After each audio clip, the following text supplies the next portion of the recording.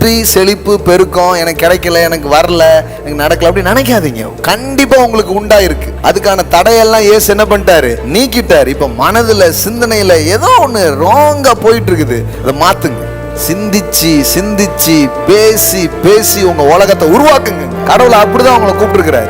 எனக்கு இல்ல, நடக்கல, முடியல, இல்ல ஏதோ ஒரு வழி இருக்குமே, ஏதோ ஒரு பாதை இருக்குமே, ஏதோ ஒரு காரியம் இருக்குமேன்னு நோண்டிக்கிட்டே இருங்க, தேடிட்டே இருங்க. யாருக்கும் தெரியாது, உங்களுக்கு தெரிய ஆரம்பிக்கும். ஒரு மனுஷன் தேவன் வைத்திருக்கிற நல்வாழ்வை அறிந்து கொண்டு அந்த நல்வாழ்வுக்கென்று தன்னை அவன் அர்ப்பணிக்கும் பொழுது, அந்த நல்வாழ்வை ஏற்றுக்கொள்ளும் பொழுது, அந்த நல்வாழ்வை குறித்த சத்தியங்களை அவன் விளங்கி கொள்ளும் பொழுது அவன் அந்த நல்வாழ்வை அனுபவிக்க ஆரம்பிக்கிறான். ஆமென். உங்களுக்கு ஒரு நற்செய்தி நான் சொல்ல மாலையில விரும்புகிறேன். உங்க வாழ்க்கையின் எந்த தரித்திரமும் மாற்றப்பட முடியும். ஆமென். எல்லாம் சொல்லுங்க, தரித்திரன் செழிப்பான். சுவிசேஷம் என்ன? நீங்கள் செழிப்பீர்கள். நீங்கள் ஐஸ்வர்யவான்களாய் மாறுவதற்காகவே இயேசு தரித்திரராய் மாறினார்.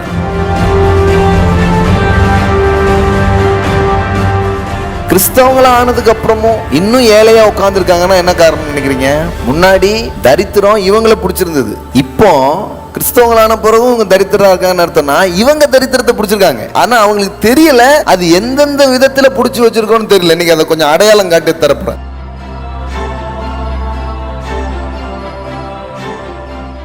தரித்திரத்தை நம்மளை அறியாமலே நம்ம எப்படிலாம் பிடிச்சு வச்சிருக்கோம், அதன் பிடியிலிருந்து நம்ம எப்படி வெளியே வர்றது, அந்த தரித்திரத்தினுடைய அந்த சைக்கிள் எப்படி உடைக்கிறது, அதை வாழ்க்கையை விட்டு பிடுங்கி தூர போட்டு தேவன் வைத்திருக்கிற வளமான செழுமையான வாழ்க்கையை எப்படி வாழ்றது, இது கத்துக்கணும் பாருங்க.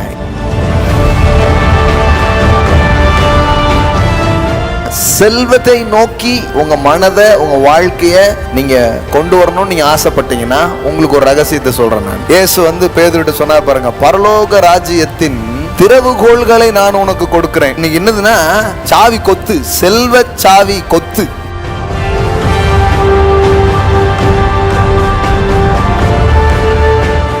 உங்களுக்கு நிறைய சாவி எல்லாம் தேவைப்படாது, 1-2 சாவியை போட்டாலே வேற மாதிரி நடந்துரும். ஆமென்.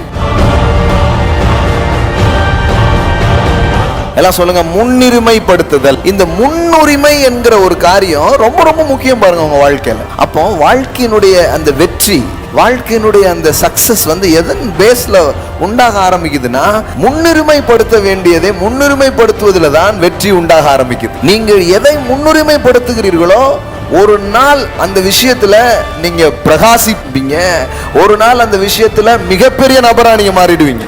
செவ்வாய் மாலையில தொடர்ந்து தேவனுடைய வார்த்தையிலிருந்து வளமான வாழ்க்கையை பற்றி பார்க்குறோம்.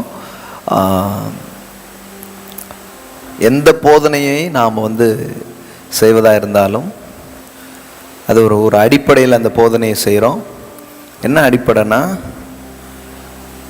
தேவன் தன்னுடைய ஜனங்களுடைய நல்வாழ்வை விரும்புகிற தேவனாக அவர் இருக்கிறார். ஆமென். கண்டிப்பாக விரும்புகிறார். நீங்கள் வாழணும்னு நினைக்கிற ஒரு தேவன். ஆமென். ஆமாம். கடவுள்லாம் வேற என்னமோ நினச்சிக்காதீங்க. கடவுளுக்கு உங்கள் வாழ்க்கையை பற்றி, உங்கள் வாழ்க்கையின் தேவைகளை குறித்து, நீங்கள் போயிட்டுருக்கிற பிரச்சனை குறித்தெல்லாம் அவருக்கு ஒரு அக்கறையும் இல்லை. நீ பரிசுத்தமாக இருக்கிறாயோ, பரலோகம் சேருகிறாயோ, இதுதான் கடவுள்னே நினச்சிக்கிறாங்க நிறைய பேருக்கு. பரலோகமும் முக்கியம், பரிசுத்தமும் முக்கியம். இதெல்லாம் முக்கியம் இல்லைன்னு ஒரு நாள் நாங்கள் சொன்னதே இல்லை. ஆனால் கடவுள் நம்மளை வாழ வைக்கிறார். ஆமென். இது தெரியணும் பாருங்க. ஒரு ஆள் அறிந்து கொள்ளக்கூடிய சத்தியம் என்பது அவர் வாழ்க்கையை தீர்மானிக்கு. ஆண்டவர் என்ன வச்சிருக்கிறாரோ, சில சொல்லுவாங்க இல்லையா, ஆண்டவன் என்ன வச்சிருக்கானோ அதாங்க நடக்கும் அப்படிங்கிறாங்க. இது பார்த்தா ஒரு காயின்ல ஒரு பக்கம் மாதிரி தான், இது இன்னொரு பக்கம் இருக்கு. இப்போ ஆண்டவர் வச்சிருக்கிறது தான் நடக்குதுன்னா, அப்போ எல்லாருமே நேரம் எப்படி இருப்பாங்க? நல்லா தான் இருப்பாங்க. ஏன்னா நான் வேதத்தை படித்து புரிஞ்சுக்கிட்ட வரைக்கும் பார்த்தா கடவுள் எல்லாருக்கும் நல்லது தான் வச்சிருக்கிறாரு. ஆமே. யாருக்கும் கெட்டதை வைக்கவே இல்லை. யாருக்காவது கெட்டதை வச்சிருக்காரு அவரு? வைக்கவே இல்லை. அப்போ ஏன் எல்லாரும் அப்படி இருக்கிறது இல்லை அப்படின்னு சொன்னா, தேவன் வைத்திருந்தா அப்படியே எல்லாமே நடந்துறது இல்ல. ஒரு மனுஷன் தேவன் வைத்திருக்கிற நல்வாழ்வை அறிந்து கொண்டு அந்த நல்வாழ்வுக்கென்று தன்னை அவன் அர்ப்பணிக்கும் பொழுது, அந்த நல்வாழ்வை ஏற்றுக்கொள்ளும் பொழுது, அந்த நல்வாழ்வை குறித்த சத்தியங்களை அவன் விளங்கி கொள்ளும் பொழுது அவன் அந்த நல்வாழ்வை அனுபவிக்க ஆரம்பிக்கிறான். ஆமென். அதனாலதான் சுவிசேஷத்தை நாம் அறிவிக்கிறோம். ஏன்னா அறிவிச்சாதான் தெரியும்.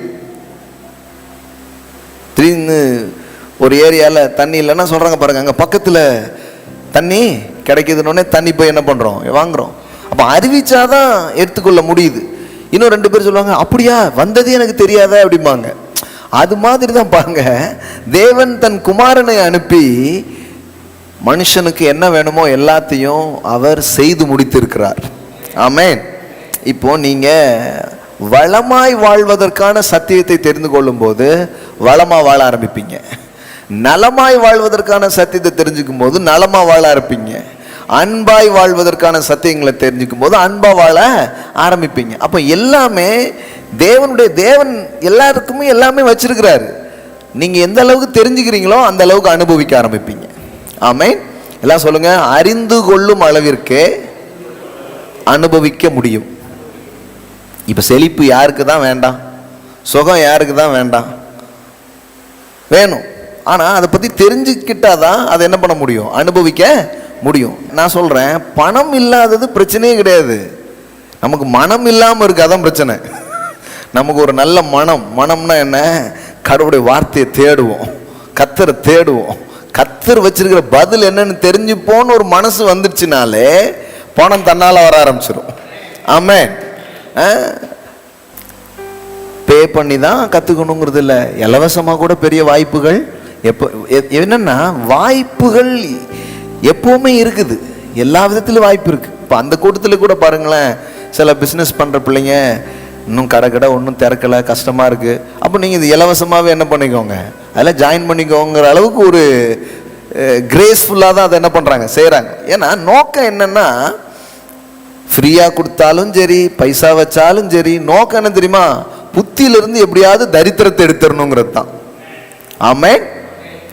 சில பேருக்கு பே வச்சாதான், ஓ பைசா கொடுக்கறதா, அப்ப அது நல்லதா இருக்கும், இப்படி ஒரு புத்தி இருக்கு மைண்ட்ல. இன்னொன்னு என்னன்னா, கொஞ்சம் ஸ்பெண்ட் பண்ண வச்சாதான் அதை வேல்யூ பண்றதுக்கு மக்களுக்கு தோணும். இப்படி ஒரு மென்டாலிட்டி இருக்குது பாருங்களேன். அப்போ அது செழிப்பை பத்தி கற்றுக் கொடுக்கும் போது அதையும் சேர்த்து கற்றுக் கொடுக்கணும். நம்ம ஊர்ல முக்காவாசி தரித்திரத்துல மக்கள் இருக்குது. காரணம் என்ன? பிரியா கிடைக்குமா? பிரியா, இந்த பிரியா பின்னாடியே போய் இலவச டிவி, இலவச மிக்சி, இலவச அது இதுன்னு இந்த ஃப்ரீலே மைண்டை செட் பண்ணி யாராவது தருவாங்களா, யாராவது கொடுப்பாங்களா, இப்படியே போயிடுச்சு. அப்போ அது ஒரு தரித்திரத்தை மக்கள் மைண்ட்ல செட் பண்றது. சில காரியங்கள் இலவசமா நம்ம கொடுக்கலாம், நல்லது தான். கல்வி, மருத்துவம், இந்த மாதிரிலாம் ஆனால் வாழ்க்கையில் எல்லாமே ஃப்ரீயா கிடைக்குன்னு ஒருத்தர் யோசிச்சுட்டு இருந்தா எப்படி இருக்கும் பாருங்க. மக்கள் கஷ்டப்படும் பொழுது இயலாமல் இருக்கிறவங்களுக்கு உதவுறதுக்காக சிலதை நம்ம பண்றது வேற. ஆனா செல்வத்தை நோக்கி உங்க மனதை, உங்க வாழ்க்கைய நீங்க கொண்டு வரணும்னு நீங்க ஆசைப்பட்டீங்கன்னா, உங்களுக்கு ஒரு ரகசியத்தை சொல்றேன் நான், இன்னைக்கு பிடிச்சிக்கோங்க. நிறைய வாட்டி சொல்லியிருக்கிறேன், இப்பவும் சொல்றேன் நான். விலை கொடுக்க வேண்டும் என்கிற மனநிலை உங்களுக்கு வந்துவிட்டால் நீங்கள் செல்வத்தை நோக்கி பயணிக்க ஆரம்பிச்சிட்டீங்கன்னு அர்த்தம். ஆமென். எல்லாம் சொல்லுங்க, எனக்கு இலவசம் வேண்டாம். வெட்டி சேலை எதுக்குங்க? வேலை கொடுங்க. வேலை இருந்தா வேட்டி சேலை என்ன பண்ணிக்க போறீங்க, நீங்களே வாங்கிப்பீங்க. அப்போ மக்களுக்கு I want to spend something, நான் ஏதோ ஒன்று பண்ணணும், ஒன்று செய்யணும் அப்படிங்கிற ஒரு மனநிலையை வளர்க்காம மக்களை தரித்திரத்திலே என்ன பண்ணியிருக்கிறாங்க, உட்கார வச்சிருக்கிறாங்க. உங்களுக்கு ஒரு நற்செய்தி நான் சொல்ல இந்த மாலையில் விரும்புகிறேன். உங்க வாழ்க்கையின் எந்த தரித்திரமும் மாற்றப்பட முடியும். ஆமென். எல்லாம் சொல்லுங்க, தரித்திரன் செழிப்பான். சவுண்டா சொல்லுங்க பார்க்கலாம், நல்லா சொல்லுங்க. ஆமென். அதான் சுவிசேஷம். சுவிசேஷம் என்ன? நீங்கள் செழிப்பீர்கள். நீங்கள் ஐஸ்வர்யவான்களாய் மாறுவதற்காகவே இயேசு தரித்திரராய் மாறினார். உங்க கையில் என் கையில் இருக்கிற பைபிள்ல தான் அது இருக்கு. 2 கொரிந்தியர் 8:9 நாம் படிக்கிறோம். என்ன படிக்கிறோம்? உங்க தேவையை சந்திக்கும்படியா இல்ல.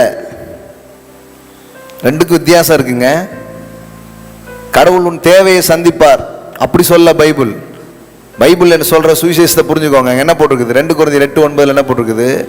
அவர் ஐஸ்வர்யம் உள்ளவராயிருந்தும் நீங்கள் அவருடைய தரித்திரத்தினாலே உங்கள் தேவை சந்திக்கப்படும்படியாக அல்ல, ஐஸ்வர்யவான்கள் ஆகும்படி உங்கள் நிமித்தம் தரித்திரர் ஆனாரே. ஆமென். எல்லாம் சொல்லுங்க. நான் ஐஸ்வர்யவானாவது தேவனுடைய பரிபூர்ண சித்தம். இயேசு கல்வாரி சிலுவையில் எனது தரித்திரத்தை சுமந்து தீர்த்திருக்கிறார். ஆகையால் நான் ஏழை அல்ல, நான் ஐஸ்வர்யவான். ஆமென். அப்ப நீங்க அதாவது கடவுள் வந்து உங்க தேவையை சந்திப்பாரு அப்படிங்கிறது மட்டும் இல்ல, கடவுள் உங்களை செல்வந்தராக்குவார் பைபிள்ல இருக்கு. இயேசு கிறிஸ்துவினுடைய செயல் உங்களை என்னதான் மாத்துது? செல்வந்தர்களாக மாற்றுகிறது. ஆமென். அப்போ அதுக்கான வாய்ப்பு எப்பவுமே இருக்குங்க. அதுக்கான வாய்ப்பு எப்பவுமே இருக்குது. ஆனா நம்ம மக்களுக்கு இது பாருங்களேன், இதை வந்து புரிஞ்சுக்கணும். ஏழையாவே சில, அதாவது கிறிஸ்தவங்களா ஆனதுக்கு அப்புறமும் இன்னும் ஏழையா உட்கார்ந்துருக்காங்கன்னா என்ன காரணம் நினைக்கிறீங்க?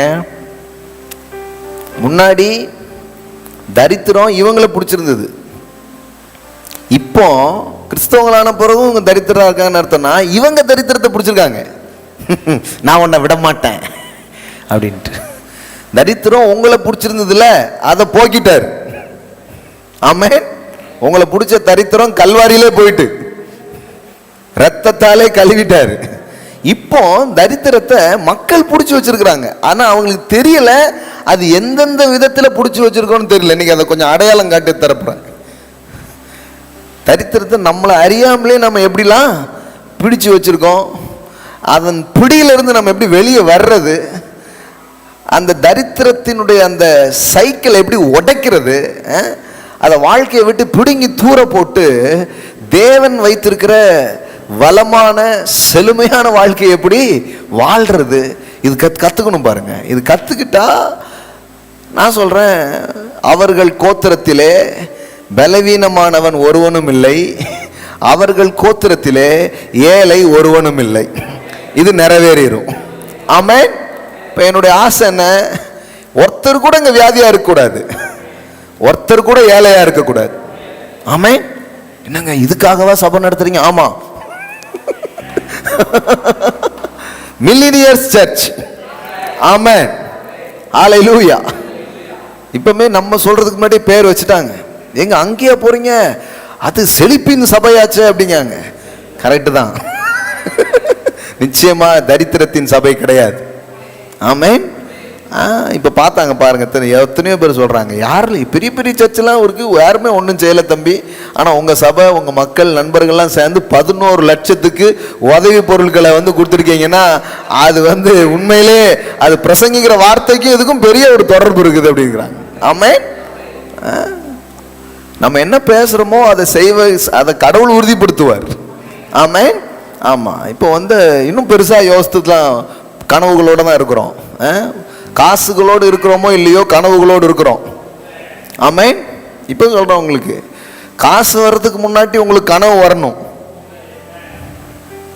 ஆமென். சொல்லட்டுமா? காசை விட ரொம்ப முக்கியம் கனவு. ஆமென். இன்னைக்கு நிறைய பேர்கிட்ட காசு இல்லைங்காங்க. இல்ல, நல்ல திட்டங்களும் நல்ல கனவுகளும் இல்லை, அதனாலதான் அவங்க வறுமையில உட்கார்ந்துருக்கிறாங்க. நானும் கேட்பேன், நான் என்ன பண்ண போறீங்க? பைசா இல்லை. என்ன பண்ண போறீங்க? அதாங்க பைசா இல்லை.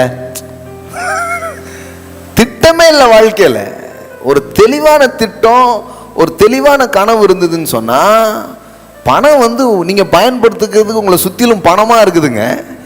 ஆமா, பணம் எனக்கு யாராவது வேலை கொடுங்கள்னு காத்திருக்கு. நல்ல கனவுகள் இருக்கிற மனிதர்கள் இடத்துல அது வரும், அது இணைக்கப்படும், அது பிரயோஜனமான விதத்திலே பயன்படுத்தப்பட ஆரம்பிக்கும். ஆமென். செல்வத்தின் சில வழிகளை, செல்வத்தின் சில பாதைகளை நாம் கற்றுக்கொண்டால், நாம் புரிந்து கொண்டால், நாம் ஏழையா இருக்க வேண்டியதில்லை. நாம் ஏழ்மையிலிருந்து வெளியே வர்றது மட்டும் இல்ல, கடனற்ற வாழ்க்கையிலிருந்து வெளியே வர்றது மட்டும் இல்ல, ஒரு ஃபினான்ஷியல் ஃப்ரீடம் உள்ள ஒரு வாழ்க்கையை நாம் வாழ்வது சாத்தியமே. ஆமென். 3 மாசம் 4 மாசத்துக்கே தாக்கு முடிக்காத அளவிற்கு ஒரு லைஃபை தான் மக்களுக்கு என்ன பண்ணியிருக்கிறாங்க, கத்து கொடுத்துருக்காங்க. இவங்களும் அதில் தான் வாழ்றாங்க.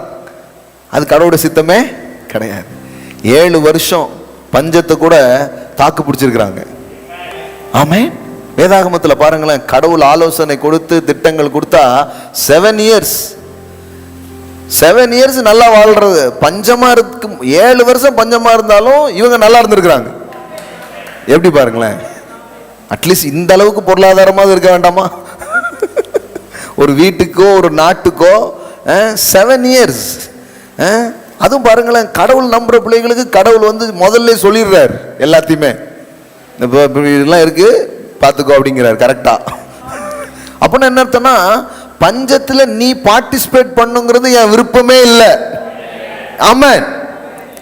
இப்போ வரும்போது கூட ஒரு பேசேஜ் வேதத்திலிருந்து வாசிச்சுட்டு இருந்தேன், லைட்டாக காமிக்கிறேன் உங்களுக்கு சொல்கிறேன். செல்வத்தின் வழிகளை உங்களுக்கு சொல்கிறேன், கவனிச்சுட்டே வாங்க. 2 ராஜாக்கள் 8ஆம் அதிகாரம், 2 ராஜாக்கள் 8ஆம் அதிகாரம். இதை தனியாக எடுத்து நான் போதிச்சிருக்கிறேன். ஆனால் இப்போ எனக்கு ஒரு விஷயம் சொல்லணும்னு தோணுச்சு, அதை சொல்கிறேன். 8ஆம் அதிகாரம் 1வது வசனம் பாருங்க. எலிசா தான் உயிர்ப்பித்த பிள்ளையின் தாயாகிய ஸ்திரியை நோக்கி, நீ உன் வீட்டாரோடு கூட எழுந்து புறப்பட்டு போய் எங்கேயாகிலும் சஞ்சரி, கர்த்தர் பஞ்சத்தை வருவிப்பார், அது 7 வருஷம் தேசத்தில் இருக்கும் என்று சொல்லியிருந்தான். பாருங்க, அந்த ஸ்திரீ எழுந்து தேவனுடைய மனுஷன் சொன்ன வார்த்தையின்படி செய்து தன் வீட்டாரோடு கூட புறப்பட்டு பெலிஸ்தரின் தேசத்தில் போய் 7 வருஷம் சஞ்சரித்தாள்.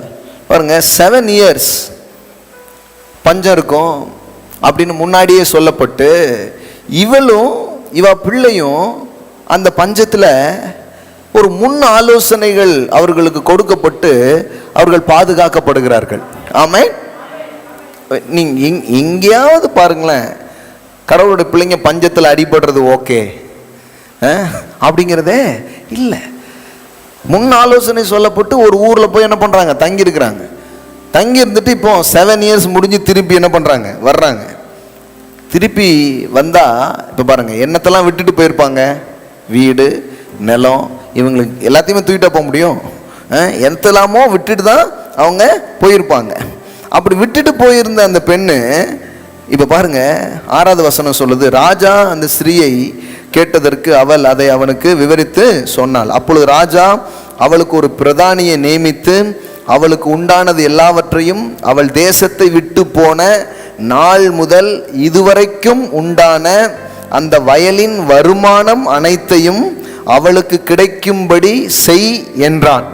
ஆமென். இது எப்படி பாருங்க, 7 வருஷம் வேற ஊர்ல போய் பாதுகாப்பா வாழ்ந்தது மட்டும் இல்ல, திரும்பி வரும்போது அவளுக்கு என்ன மாதிரியான ஒரு காரியம் நடக்குதுன்னா, பஞ்சம், அவள் தேசத்தை விட்டு போன நாள் முதல் இதுவரைக்கும் உண்டான அந்த வயலின் வருமானம் அனைத்தையும் அவளுக்கு கிடைக்கும்படி செய். எல்லாம் சொல்லுங்க, வருமானம் அனைத்தையும் கிடைக்கும்படி செய். பாருங்களேன், வேதாகமத்தில் கடவுளுடைய செயல் அல்லது கடவுளுடைய தயவுங்கிறது எப்படிப்பட்ட விதத்தில் வேலை செஞ்சிருக்குதுன்னா, தான் விட்டு விட்ட வருமானம், தனக்கு வர வேண்டிய வருமானம் இது கிடைக்காத நிலையில் அவங்க வாழ்ந்த போது கூட கடவுளுடைய ஆச்சரியமான தயவு அவர்களுக்கு அதை கிடைக்கும்படி செய்திருக்கிறது. ஆமென். ஆனால் நான் இந்த லாக்டவுன்லாம் இது பண்ணும்போதே நான் இந்த செய்தியெல்லாம் எடுத்து பேசிட்டேன். நீங்கள் முதல் 2வது வாரங்களே பேசிட்டேன், நீங்கள் கேட்டிருப்பீங்க. நீங்கள் நினச்சிக்க வேண்டியதில்லை நம்ம எதையாவது மிஸ் பண்ணுவோம். மிஸ் பண்ணவே மாட்டோம். மொத்தமாக டோட்டலா எல்லாம் கலெக்ட் பண்ணி உங்க கையில கொடுக்கப்படும். ஆமென். ஹல்லேலூயா. எல்லாம் சொல்லுங்க, வருமானம் அனைத்தையும் கிடைக்கும்படி செய். அரச கட்டளைங்க, ராஜா எப்படி கட்டளை விடுறாரு, வருமானம் எல்லாம் கிடைக்கிற மாதிரி செய். அந்த மாதிரி ஒரு செயல் அந்த பெண்ணுடைய வாழ்க்கையில் என்ன பண்ணுது, நடக்குது. என்ன சொல்ல வர்றேன் அப்படின்னா, ஏழ்மையிலும் வறுமையிலும் தரித்திரத்திலையும் நாம் கிடப்பதை தேவன் விரும்பவில்லை. ஏதோ அதாவது அதிலிருந்து நம்மளை வெளியே தூக்கும்படியாய் அவருடைய கரம் ஏதோ ஒன்றை நமக்காக செய்ய எப்பொழுதும் ஆவலா இருக்கிறது. ஆமே, எல்லாம் சொல்லுங்க, தேவனுடைய கரம் எனக்காக கிரியை செய்ய ஆவலா இருக்கிறது. இது முதல்ல நம்புங்க. நான் கடவுளுடைய பிள்ளை, எனக்கு ஏழ்மை இல்லை. ஆமே, நான் ஏழையா இருப்பது கடவுளுடைய திட்டம் கிடையாது.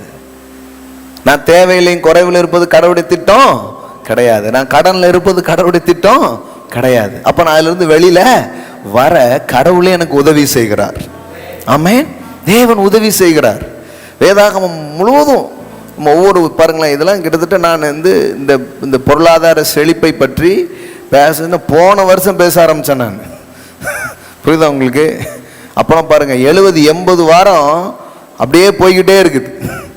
என்ன கேட்டா அந்த செய்தியை நல்லா கவனிச்சு என்ன சொல்லியிருக்குங்கிறது பிடிச்சிக்கிட்டாலே போதும். சிலர் பிடிச்சிக்கிட்டாங்க, அதனாலதான் சாட்சிகள்லாம் வந்துக்கிட்டே இருக்குது. அன்னைக்கு ஆஃபரிங்ஸ்லாம் அனுப்பியிருக்கிறாங்க. என்னன்னு கேட்டா ஒரு செமினார் தாங்க அட்டன் பண்ணோம், பிடிச்சிக்கிட்டோம். இப்போ பிஸ்னஸ் செஞ்சுட்டு இருக்கிறோம், ரொம்ப செழிப்பா இருக்கிறோம், கர்த்தர் எங்களை ஆசீர்வச்சிருக்கிறார் அப்படின்னு சொல்றாங்க. ஆமென். திருச்சியிலிருந்து சாட்சி வந்துருக்கு பாருங்க. மாசந்தோறும் லட்சங்களை விதைக்கும்படி அந்த பிள்ளைகளை ஆசீர்வச்சிருக்கிறார்.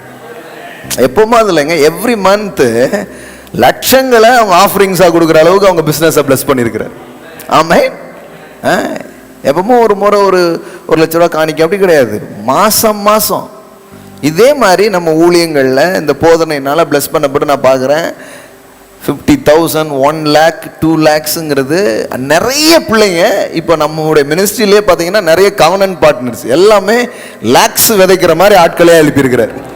ஆமே, அவங்க சாட்சியெல்லாம் நான் கேட்குறேன். சும்மா ஒரு ஊழியத்துக்கு 1 லட்ச ரூபா 2 லட்ச ரூபா மாதந்தோறும் யாராவது கொடுக்க முடியும்னு நினைக்கிறீங்க? போதனையை கேட்டு கனெக்ட் ஆகி அதை பிடிச்சிக்கிட்டு இப்போ ருசிக்கிறாங்க அதை வாழ்க்கையில். சும்மா கொடுக்க முடியுமா யாராவது?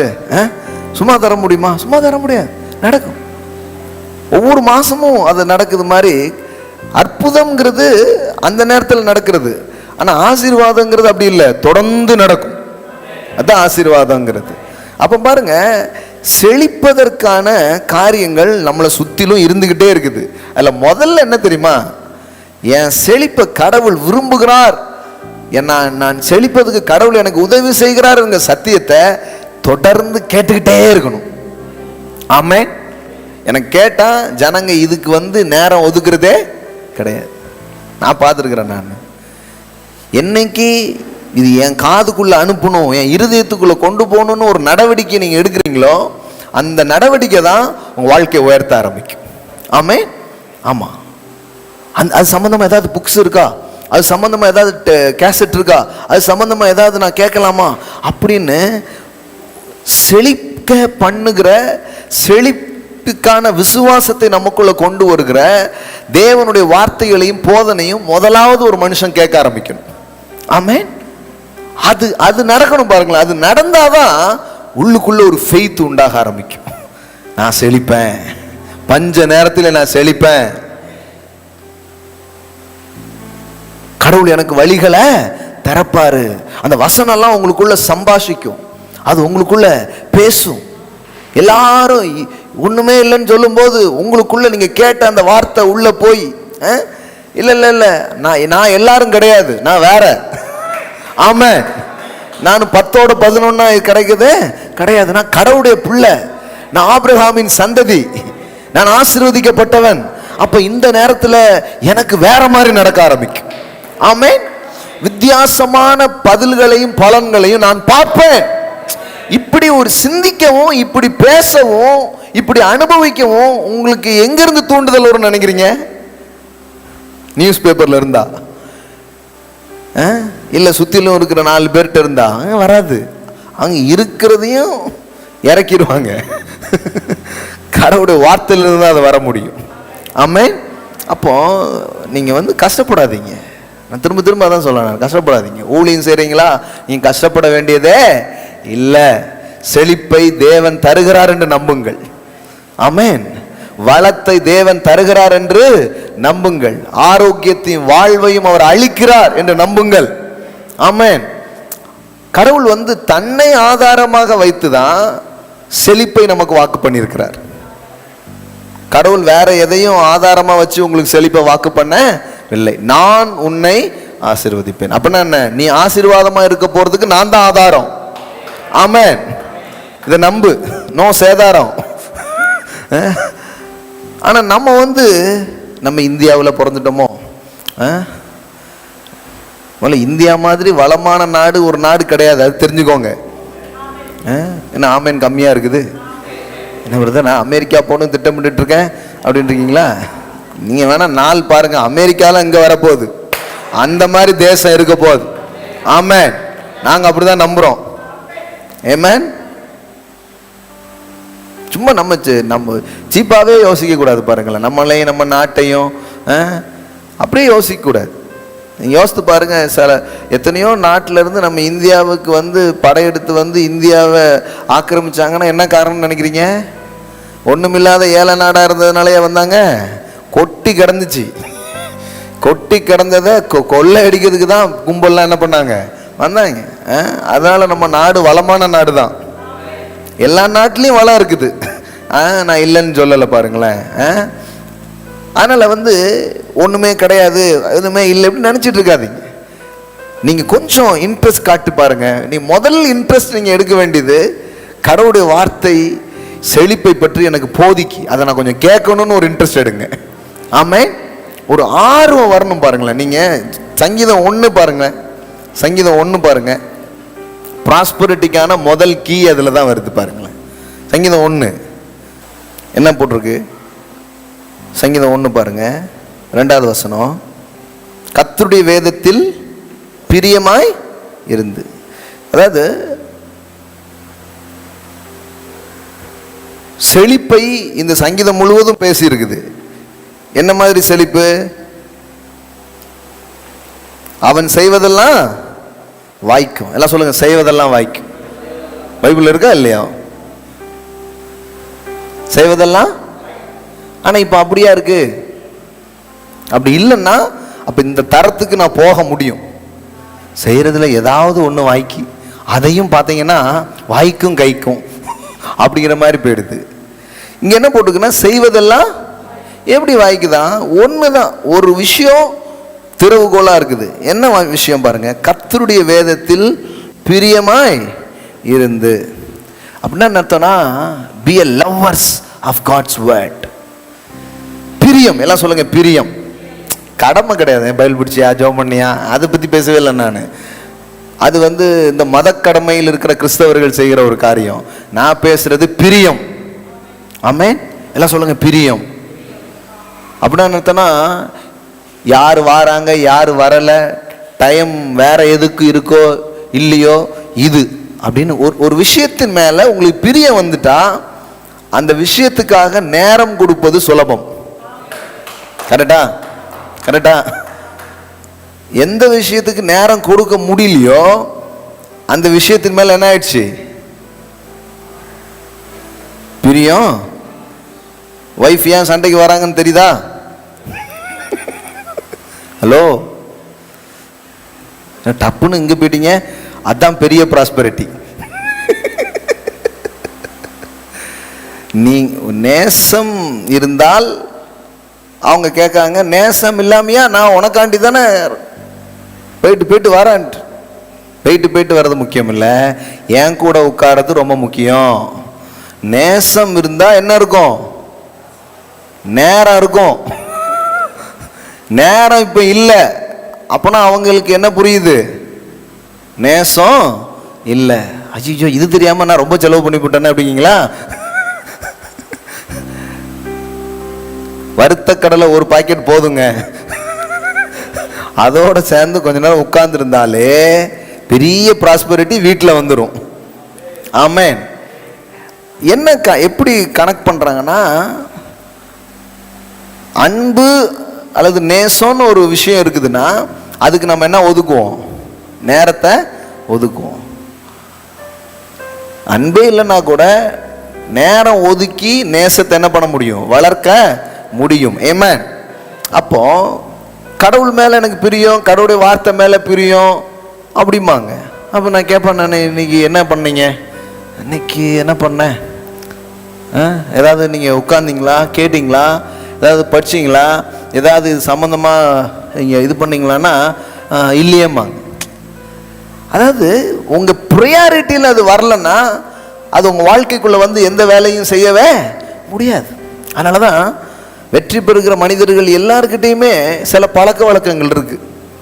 அதனால தான் 8 habits of highly effective people அப்படின்ட்டுலாம் புக்கெலாம் போடுறாங்க.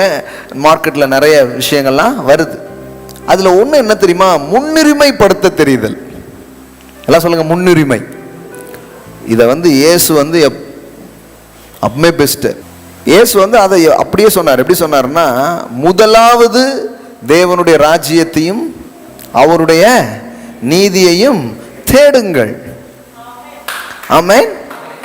முதலாவது seek ye first kingdom of God and his righteousness and all things added unto you. அப்பொழுது இவைகள் எல்லாம் உங்களுக்கு கூட. அப்படின்னா ஏன் எனக்கு ஒன்றுமே வர மாட்டேங்குதுன்னா, என் வாழ்க்கையில் certain திங்ஸை கரெக்டாக ப்ரையாரிட்டி பண்ணாமல் இருக்கிறேன். எல்லாம் சொல்லுங்கள் ப்ரையாரிட்டி. எல்லாம் சொல்லுங்கள் ப்ரையாரிட்டி. எல்லாம் சொல்லுங்கள் முன்னுரிமைப்படுத்துதல். ஆமென். இந்த முன்னுரிமை என்கிற ஒரு காரியம் ரொம்ப ரொம்ப முக்கியம் பாருங்க உங்கள் வாழ்க்கையில். நமக்கு என்ன தெரியுமா? முக்கியமானதை ராத்திரி படுக்கும்போது யோசிப்போம், ஐயோ இதை செஞ்சுருக்கலாமோ அப்படின்ட்டு. சரி, நாளைக்கு பார்த்தீங்கன்னா எல்லா வேலையும் முடிச்சுட்டு எது முக்கியமானதோ அதை வந்து ஐயோ முக்கியமான இதை பண்ணாம விட்டோமே அப்படின்னு யோசிப்போம். அப்போ வாழ்க்கையினுடைய அந்த வெற்றி, வாழ்க்கையினுடைய அந்த சக்சஸ் வந்து எதன் பேஸ்ல உண்டாக ஆரம்பிக்குதுன்னா, முன்னுரிமைப்படுத்த வேண்டியதை முன்னுரிமைப்படுத்துவதில் தான் வெற்றி உண்டாக ஆரம்பிக்குது. ஆமென். அப்போ முன்னுரிமைகள் முதன்மைப்படுத்துவது. நீங்கள் வந்து பிஸ்னஸில் ஜெயிக்கிறவங்களா இருக்கலாம், ஸ்பிரிச்சுவலில் குரோ ஆகிறவங்களா இருக்கலாம், யாராக வேணாலும் பாருங்கள், அவங்க வாழ்க்கையில் சில விஷயத்துக்கு ப்ரையாரிட்டி இருக்கும். ஆமாங்க. நீங்கள் எதை முன்னுரிமைப்படுத்துகிறீர்களோ ஒரு நாள் அந்த விஷயத்தில் நீங்கள் பிரகாசிப்பீங்க, ஒரு நாள் அந்த விஷயத்தில் மிகப்பெரிய நபராக நீங்கள் மாறிடுவீங்க. கண்டிப்பாங்க. இப்போ ஜப வாழ்க்கைக்கு எனக்கு ஒரு முன்னுரிமை இருக்குன்னு நீங்கள் சொன்னீங்கன்னா, கொஞ்ச நாளில் பார்த்தீங்கன்னா அந்த ப்ரேயர் லைஃப்பில் நீங்கள் பயங்கரமாகிடுவீங்க. ஆமென். கடவுளுடைய வார்த்தைக்கு முன்னுரிமை கொடுப்பதில் ஒரு ஹேபிட் உங்களுக்கு வந்ததுன்னா, அப்புறம் பார்த்தீங்கன்னா அந்த வார்த்தை உங்களுக்குள்ள எவ்வளோ வேலை செய்யறதுங்கிறத நீங்கள் பார்க்க ஆரம்பிச்சிடுவீங்க. ப்ரையாரிட்டி பண்ணுறது தான் நிறைய பேருக்குள்ள அது போயிடுது. முதன்மைப்படுத்துதல். அதாவது எல்லா காரியமும் இருக்கலாம், ஆனால் இது எனக்கு முக்கியம்னு சில காரியத்தை நம்ம முன்னுரிமைப்படுத்துகிற ஒரு விஷயம். இப்போ எக்ஸாம்பிள் காமிக்கிறேன் பாருங்களேன் உங்களுக்கு. அப்போஸ்தலர் ஒரு உதாரணம். அன்னைக்கு இருந்த ஆட்கள் இந்த ப்ரையாரிட்டி பண்ணுறதுல எவ்வளோ கவனமாக இருந்திருக்கிறாங்க பாருங்களேன். அப்போஸ்தலர் 6ஆம் அதிகாரம். சபை வந்து வளர்ந்து பெருகுது. பெரிய ஒரு வளர்ச்சி என்ன பண்ணுது, அடைஞ்சு கொண்டிருக்கிற ஒரு காலகட்டம். அப்போ சபையில் ஏழைகள் மற்ற உதவி தேவைப்படுற ஆட்கள் எல்லாம் விசாரிக்கணும், அவங்களுக்கு உதவிகள் செய்யணும்னு சில திட்டங்கள்லாம் என்ன பண்ணுறாங்க, போடுறாங்க. அப்படிப்பட்ட ஒரு நேரத்தில் சிலருக்கு சென்றடையுது, சிலருக்கு சென்றடைய மாட்டுக்கு. சில கம்ப்ளைண்ட்ஸ்லாம் என்ன பண்ணுது, உள்ள வருது. டிஸ்ட்ரிபியூஷனில் கொஞ்சம் ப்ராப்ளம்ஸ்லாம் இருக்குது. இந்த மாதிரியான இதெல்லாம் அப்போஸ்தலர்களிடத்தில் இந்த கம்ப்ளைண்ட் என்ன பண்ணுறாங்க, கொண்டு வராங்க. சபையில் பாருங்கய்யா, நீங்கள் எல்லா வீட்டுக்கும் அரிசி பருப்பு கொடுத்தீங்க, எங்கள் வீட்டுக்கு வந்து சேரல அப்படின்னு ஒரு டிஸ்ட்ரிபியூஷன்ஸ் இதெல்லாம் என்ன பண்ணுது, நிறைய இதெல்லாம் வருது. அப்போ அதை எப்படி ஹேண்டில் பண்ணுறாங்க அப்படின்னு பாருங்கள். 6ஆம் அதிகாரம் 1. அந்நாட்களில் சீஷர்கள் பெருகின போது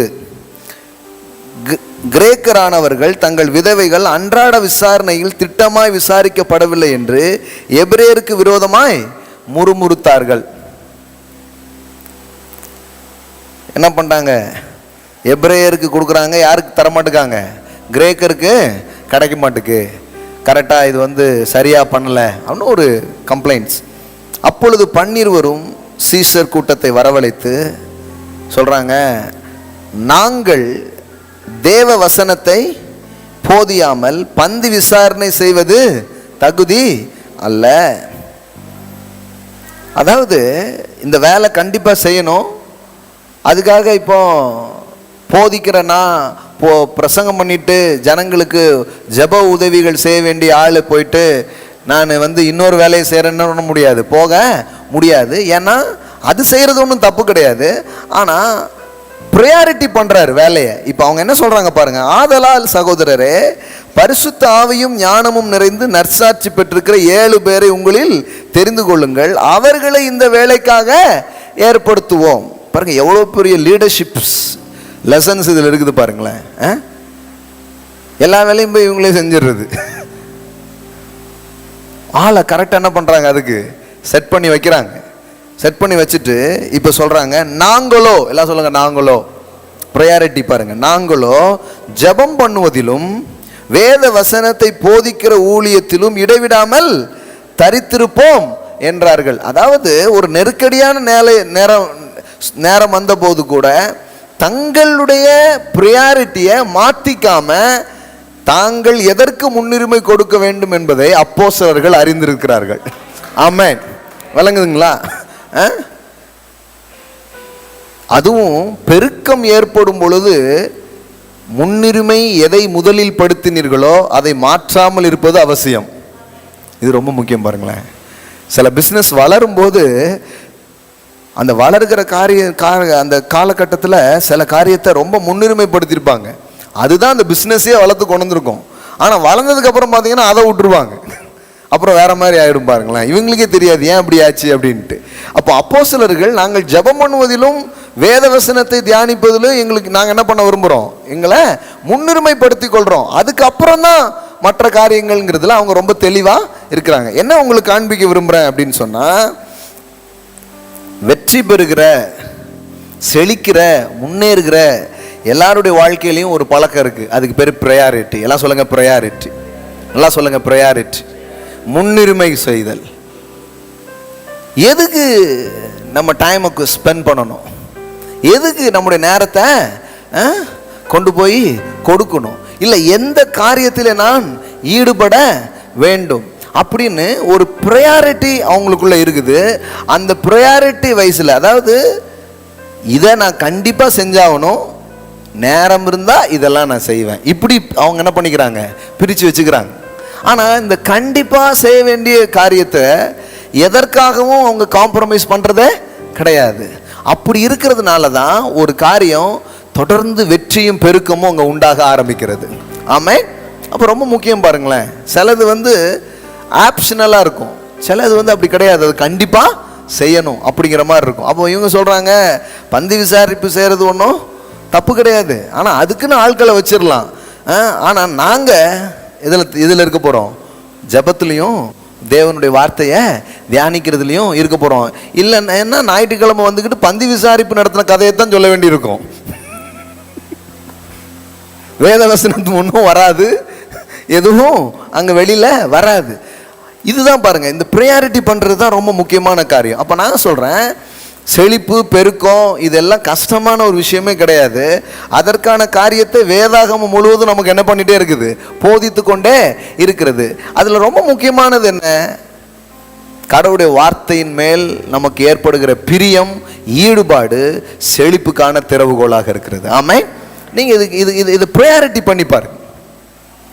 செழிப்பை குறித்த வார்த்தைகளை நான் என்ன பண்ண போகிறேன், கேட்க போகிறேன், தொடர்ந்து நான் கேட்க போகிறேன், அதுக்கு நேரத்தை நான் ஒதுக்க போகிறேன். டெய்லி அதுக்கான ஒரு விசுவாசத்தை எனக்குள்ள தூண்டக்கூடிய இதை நான் கேட்க போகிறேன்.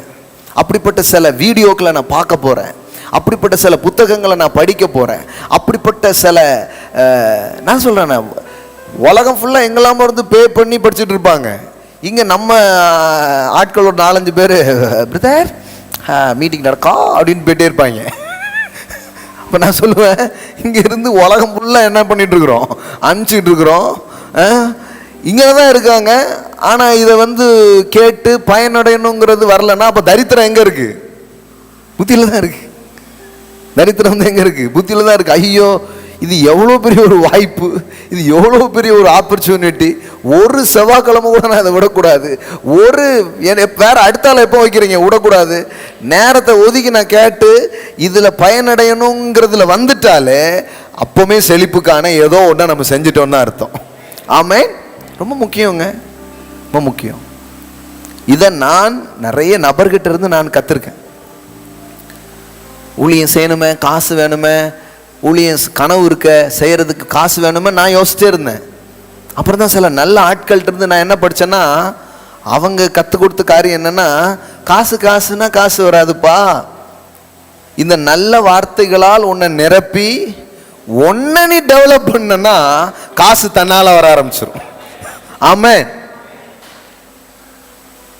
அடுத்து சொல்றேன் பாருங்க, செழிப்பு எப்படி வருது? உங்களை வளர்த்துக் கொள்வதில் தான் செழிப்பு வரும். எல்லாம் சொல்லுங்க, முன்னுரிமைப்படுத்துங்கள். எதை ரொம்ப ப்ரையாரிட்டி பண்ணுமோ அதை ப்ரையாரிட்டி பண்ணுங்க. அப்புறம் ஒவ்வொரு நாளும் உங்களை வளர்த்துக் கொள்றதுல கவனம் செலுத்த ஆரம்பிங்க. உங்களை டெவலப் பண்ணுங்க. அப்ப நான் எந்த ஏரியாவில் சாதிக்க விரும்புறேன், எந்த துறையில் நான் வெற்றி பெற விரும்புறேன், எந்த துறையில் மாற்றங்களையும் பெருக்கத்தையும் நான் பார்க்க விரும்புகிறேனோ அது சம்பந்தமான காரியத்தை, லெசன்ஸை நீங்கள் என்ன பண்ணிக்கிட்டே இருக்கணும், உள்ள ஃபீட் பண்ணிக்கிட்டே இருக்கணும். ஆமாம், அப்படி பண்ணலன்னு வைங்களேன், நம்ம அங்கேயே தான் உட்காந்துட்டே இருப்போம். நான் கவனிக்கிறேன், சில பேர்லாம் முன்னேறிக்கிட்டே இருக்காங்க. ஏன்னா அவங்க கிட்ட ஒரு பழக்கம், என்ன பழக்கம் தெரியுமா? தொடர்ந்து கற்றுக்கொள்கிற பழக்கம் இருக்கு. ஆமே.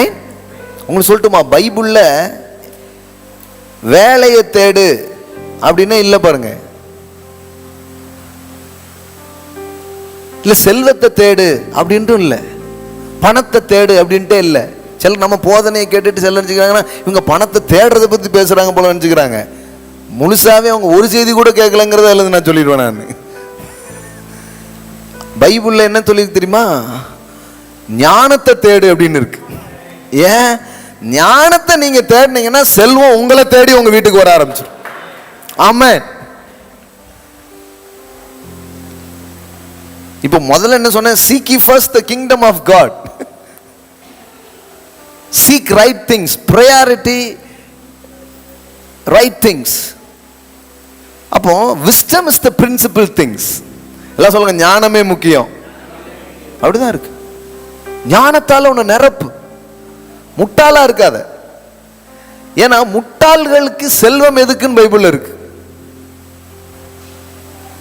ஒருத்தர் சொல்றார், இந்த பாஸ்போரிட்டிலாம் தப்பு பிரதர் அப்படின்னாரு. இப்போ நான் சொன்ன பைபிளில் போட்டிருக்குது, மூடனுக்கு அது தகாது. நீங்க எப்படி அப்படின்னு, அதாவது அப்படிங்காப்ல அப்படி போட்டிருக்கு, மூடனுக்கு செல்வம் தகாது. அவங்க காசு இருக்கிறது உருப்படாது, அது அவனுக்கும் பிரோஜனம் இல்லை, யாருக்கும் பிரோஜனம். மூடனுக்கு செல்வம் தகாது. அப்போ ப்ராஸ்பரிட்டி யாராவது வேண்டான்னாங்கன்னா நான் அவங்ககிட்ட தான், சரி அது பைபிளில் போட்டுக்கு, மூடனுக்கு அது தகாது. அப்ப யாருக்கு தகும்? ஞானம் உள்ளவனுக்கு அது தகும். ஆமென்.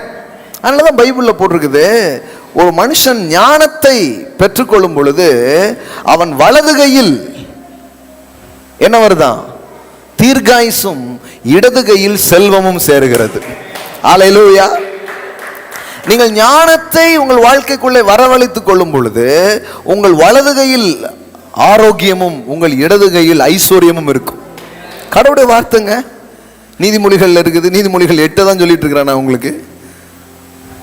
இதெல்லாம் ஆரம்பத்தில் எனக்கு கிடைச்ச மிகப்பெரிய பொக்கிஷமா நினைக்கிறேன். என்னுடைய மிகப்பெரிய செல்வங்கிறது என் பாக்கெட்டில் இருக்கிறதோ என்னுடைய பேங்க்ல இருக்கிறதோ வேற எதுவுமே கிடையாது. நான் கற்றுக்கொண்ட காரியங்கள் தான் பெரிய செல்வமாக நான் நினைக்கிறேன். அதனால தான் என்கிட்ட பணம் கிடைக்குமான்னு யாராவது வராதிங்க. சில மேட்ரு வச்சிருக்கேன், அதை தரேன் நான் உங்களுக்கு. அதை வச்சு பணம் பண்ணலாம். நிறைய பேருக்கு பிரதர் கொஞ்சம் ஏதாவது பிரதர் அது தரேன், ஆனா அது காலியா போயிடும். ஆனா காலியா போகாத ஒண்ணு இருக்கு, உங்க காலிய காலி பண்ற ஒரு ஞானம் இருக்கு. அதை நீங்க அதை பெற்றுக்கிட்டீங்கன்னா நீங்க உருவாக்கிட்டே இருப்பீங்க. இப்படி சொன்னு சிலருக்கு விளங்க மாட்டுக்கு பாருங்களேன். பத்தியா பைசா தரக்கூடாதுங்கிறதுக்காக இப்படி சொல்லுதாரு போல அப்படின்ட்டு. இல்லைங்க, ஒவ்வொரு நாளும் யாருக்கெல்லாமோ உதவி செஞ்சுட்டே தான் இருக்கிறோம். என்ன சொன்னாலும் இவங்க தரித்திர புத்தியில இருந்தே பார்ப்பாங்க பாருங்களேன். நம்ம எதுக்கு சொல்றோம் அப்படிங்கிறதே உங்களுக்கு விளங்காது. அவங்க கேட்டகரியில இருந்தே தான் நம்மளை பார்க்கறது. பத்தியா நம்ம ஒரு கொஞ்சம் கேட்டதுக்கு என்னெல்லாமோ சொல்லுதா இருப்பாருங்களேன் அப்படின்னு நினைச்சுப்பாங்க. அதுக்கு சொல்லலை, உண்மையாக சொல்கிறேன் நான். அது ஒரு பிரச்சனையே கிடையாது. உங்களுக்கு ஒரு மாதம் செலவு தர்றதுல என்ன பெருசாக குறைஞ்சிட போயிருது, தந்துடலாமே. அடுத்த மாதம் என்ன பண்ணுவீங்க? அடுத்த மாதம் வேற ஒரு தேவதாசரை கர்த்தர் எங்களுக்கு அனுப்புவார்.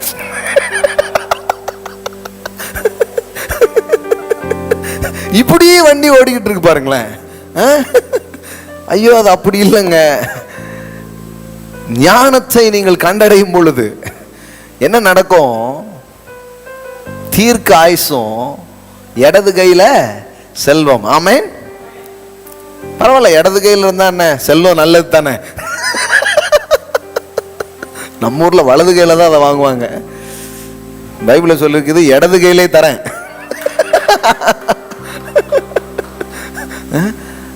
அப்போ ஞானம், இப்ப பாருங்களேன், இங்க சொல்ற ஒவ்வொரு மேட்டரும் கடவுளுடைய வார்த்தையின் சாரத்திலிருந்து பிழிகிற ஞானங்களை இங்க மாலையிலையும் காலையிலையும் ஊத்திக்கிட்டே இருக்கிறோம். உங்களுக்கு நிறைய எல்லாம் தேவை கிடையாது. 2-3 அப்படியே ஸ்பார்க் ஆச்சுன்னா அவ்வளவுதான். திருநெல்வேலியே வேற மாதிரி ஆயிடுவீங்க, உலகத்திலேயே வேற லெவல்ல நீங்க செழிக்க ஆரம்பிச்சிருவீங்க. ஆமென். கவனத்தை வேற எங்கேயும் வைக்க கூடாது. கடவுள் என்ன சொல்லியிருக்கிறார், எது ஞானம் உள்ள வார்த்தைகள், இது தேடணும். அதனாலதான் நான் சொல்லியிருக்கிறேன், எத்தனையோ முறை சொல்லியிருக்கிறேன். என் கையில காசு கொஞ்சம் வந்தா போய் ஒரு நல்ல புக்கு வாங்குவேன். புக்கு வாங்குறத விட ரொம்ப முக்கியம் அதை உட்காந்து படிக்கிறது. சில நானும் நிறைய வாங்கியிருக்கேன் பிரதர் அப்படிங்க. எதுக்கு?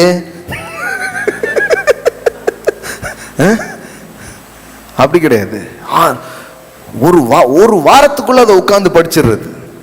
அடுத்தால என்ன சொல்லியிருக்குத வேதவசனம் சம்பந்தப்பட்டு செழிப்பை குறித்து, விசுவாசத்தை குறித்து.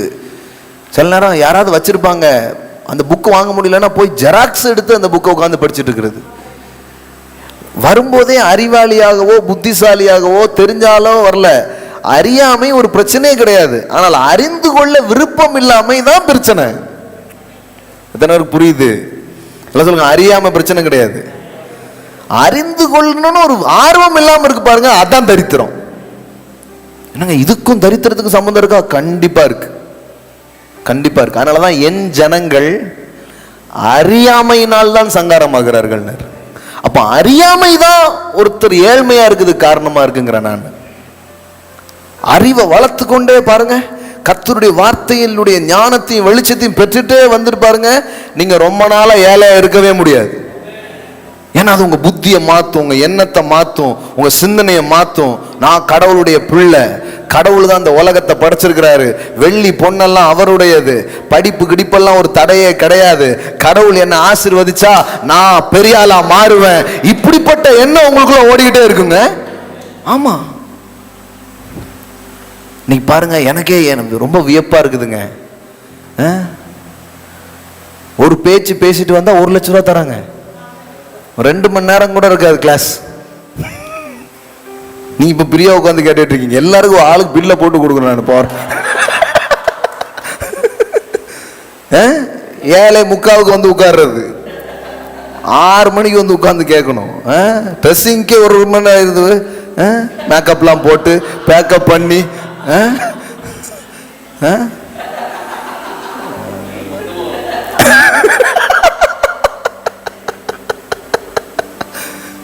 சர்ச்சு வாசல்ல வேற ஒரு டீச்சிங்.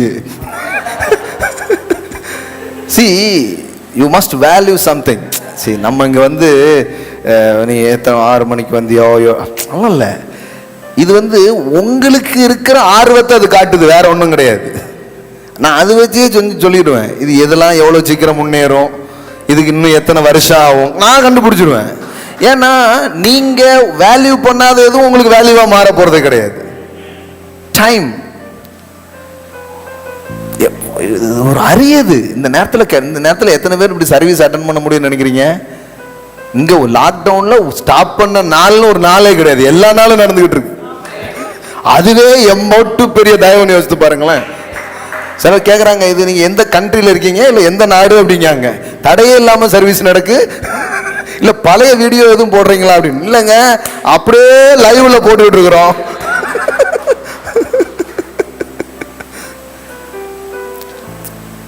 இட் இஸ் ஆப்பர்ச்சுனிட்டி, சும்மா கிடையாது. பாருங்களேன், 6 மணிக்கு 6:30 வந்து உட்கார்ந்து இன்னும் நான் வர்ஷிப் பண்ண போறேன். அதாவது எல்லாத்துலேயுமே நம்ம ஈடுபடுறோம், ஆனா உண்மையிலேயே ஈடுபாடோடு ஈடுபடுகிறோமாங்கிறது தான் விஷயம். அது மேல ஒரு கனெக்ட். 10 நிமிஷம்னாலும் பரவாயில்லைங்க, ஆனா அந்த 10 நிமிஷம் அப்படியே உறிஞ்சிக்கிற மாதிரி உள்ள ஏத்திட்டீங்கன்னா அதுவே பெரிய வெற்றியை உங்களுக்கு கொண்டு வந்துடும். புரியுதுங்களா உங்களுக்கு? அதுக்கு தாங்க கடைசி 10 நிமிஷம் வர்றது அப்படிங்கிறீங்களா? எப்படி போட்டாலும் பால் அடிக்கிறாங்களே, எல்லாம் வரல. நான் வந்து உட்காரணும். நான் இந்த மாதிரி ஏதாவது கேட்கணும்னு ஒரு டைம்ல ஆர்வம் இருக்கும், கேட்கறதுக்கு வாய்ப்பே இருக்காது. நிஜமா சொல்றேன். நான் ஒரு கேசட் வாங்கி வச்சிருப்பேன், போட்டு கேட்கறதுக்கு டேப் ரெக்கார்டு கிடையாது. ஆமா, டேப் ரெக்கார்டு இருக்காது. அப்போ இந்த யூடியூப், இந்த ஐ மொபைல்ஸ் மற்றதெல்லாம் ஒரு இதுவுமே இல்லை. வச்சிருப்பாங்க, என் கையில் இல்லை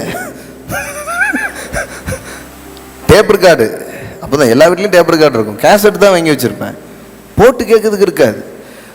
அப்போது எனக்கு தெரிஞ்ச ஆழ்வாத்து நகரில் ஒரு சாரு, பெரியப்பா தான் சார்னே சொல்லி பழகம், அவங்க வீட்டில் டேப் ரெக்கார்டு இருக்கும். நான் ஒரு நாள் ஒரு கேசட்டை போட்டு கேட்டுட்டு இருந்தேன், ஆர்வமாக நல்லா கேட்டேன்.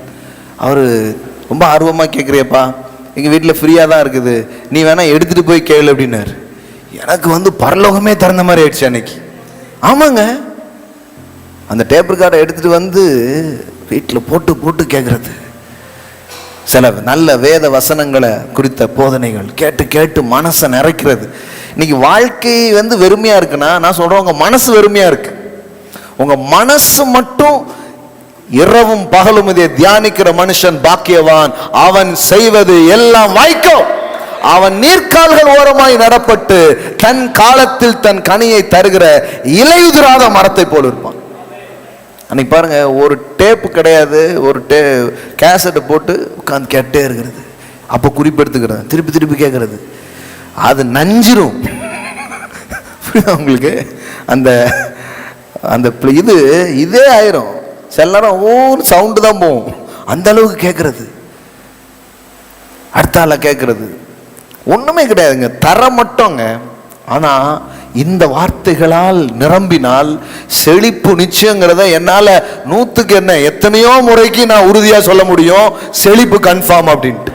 ஆமே, இன்னைக்கு பார்க்குறேன், இன்னைக்கு ஆஃபீஸ் ரூம்லலாம் ஆட்கள் நின்றுட்டு இருக்கிறாங்க, பே பண்ணி. என்னடாங்கன்னா, அந்த பிரதர் பேசின இதை பென்ட்ரைவில் வாங்கிறதுக்காக பைசாவோட வந்திருக்கோம் அப்படி. புரியுதா உங்களுக்கு? சொன்னால் உங்களுக்கு ஷாக்காயிரும். ஒரு வருஷத்துக்கு சில லட்சங்கள் நம்முடைய போதனைகள் டேப்ஸே விற்கப்படுதுங்க. அவ்வளோ வந்து கடவுள் வந்து காரியங்களை செஞ்சிருக்கிறாரு. சும்மா இல்லை கிடைக்கலன்னா எனக்கு அந்த புலம்புற கேஸ் அதனால பிடிக்க மாட்டேன். கொஞ்சம் ஆறுதல் படுத்துவோம் சில நேரம். ஆனால் நீ புலம்பிகிட்டே இருந்தா எப்படி? எல்லாருக்கும் பிரச்சனை இருந்திருக்குது, யாருக்கு தான் பிரச்சனை இல்லை.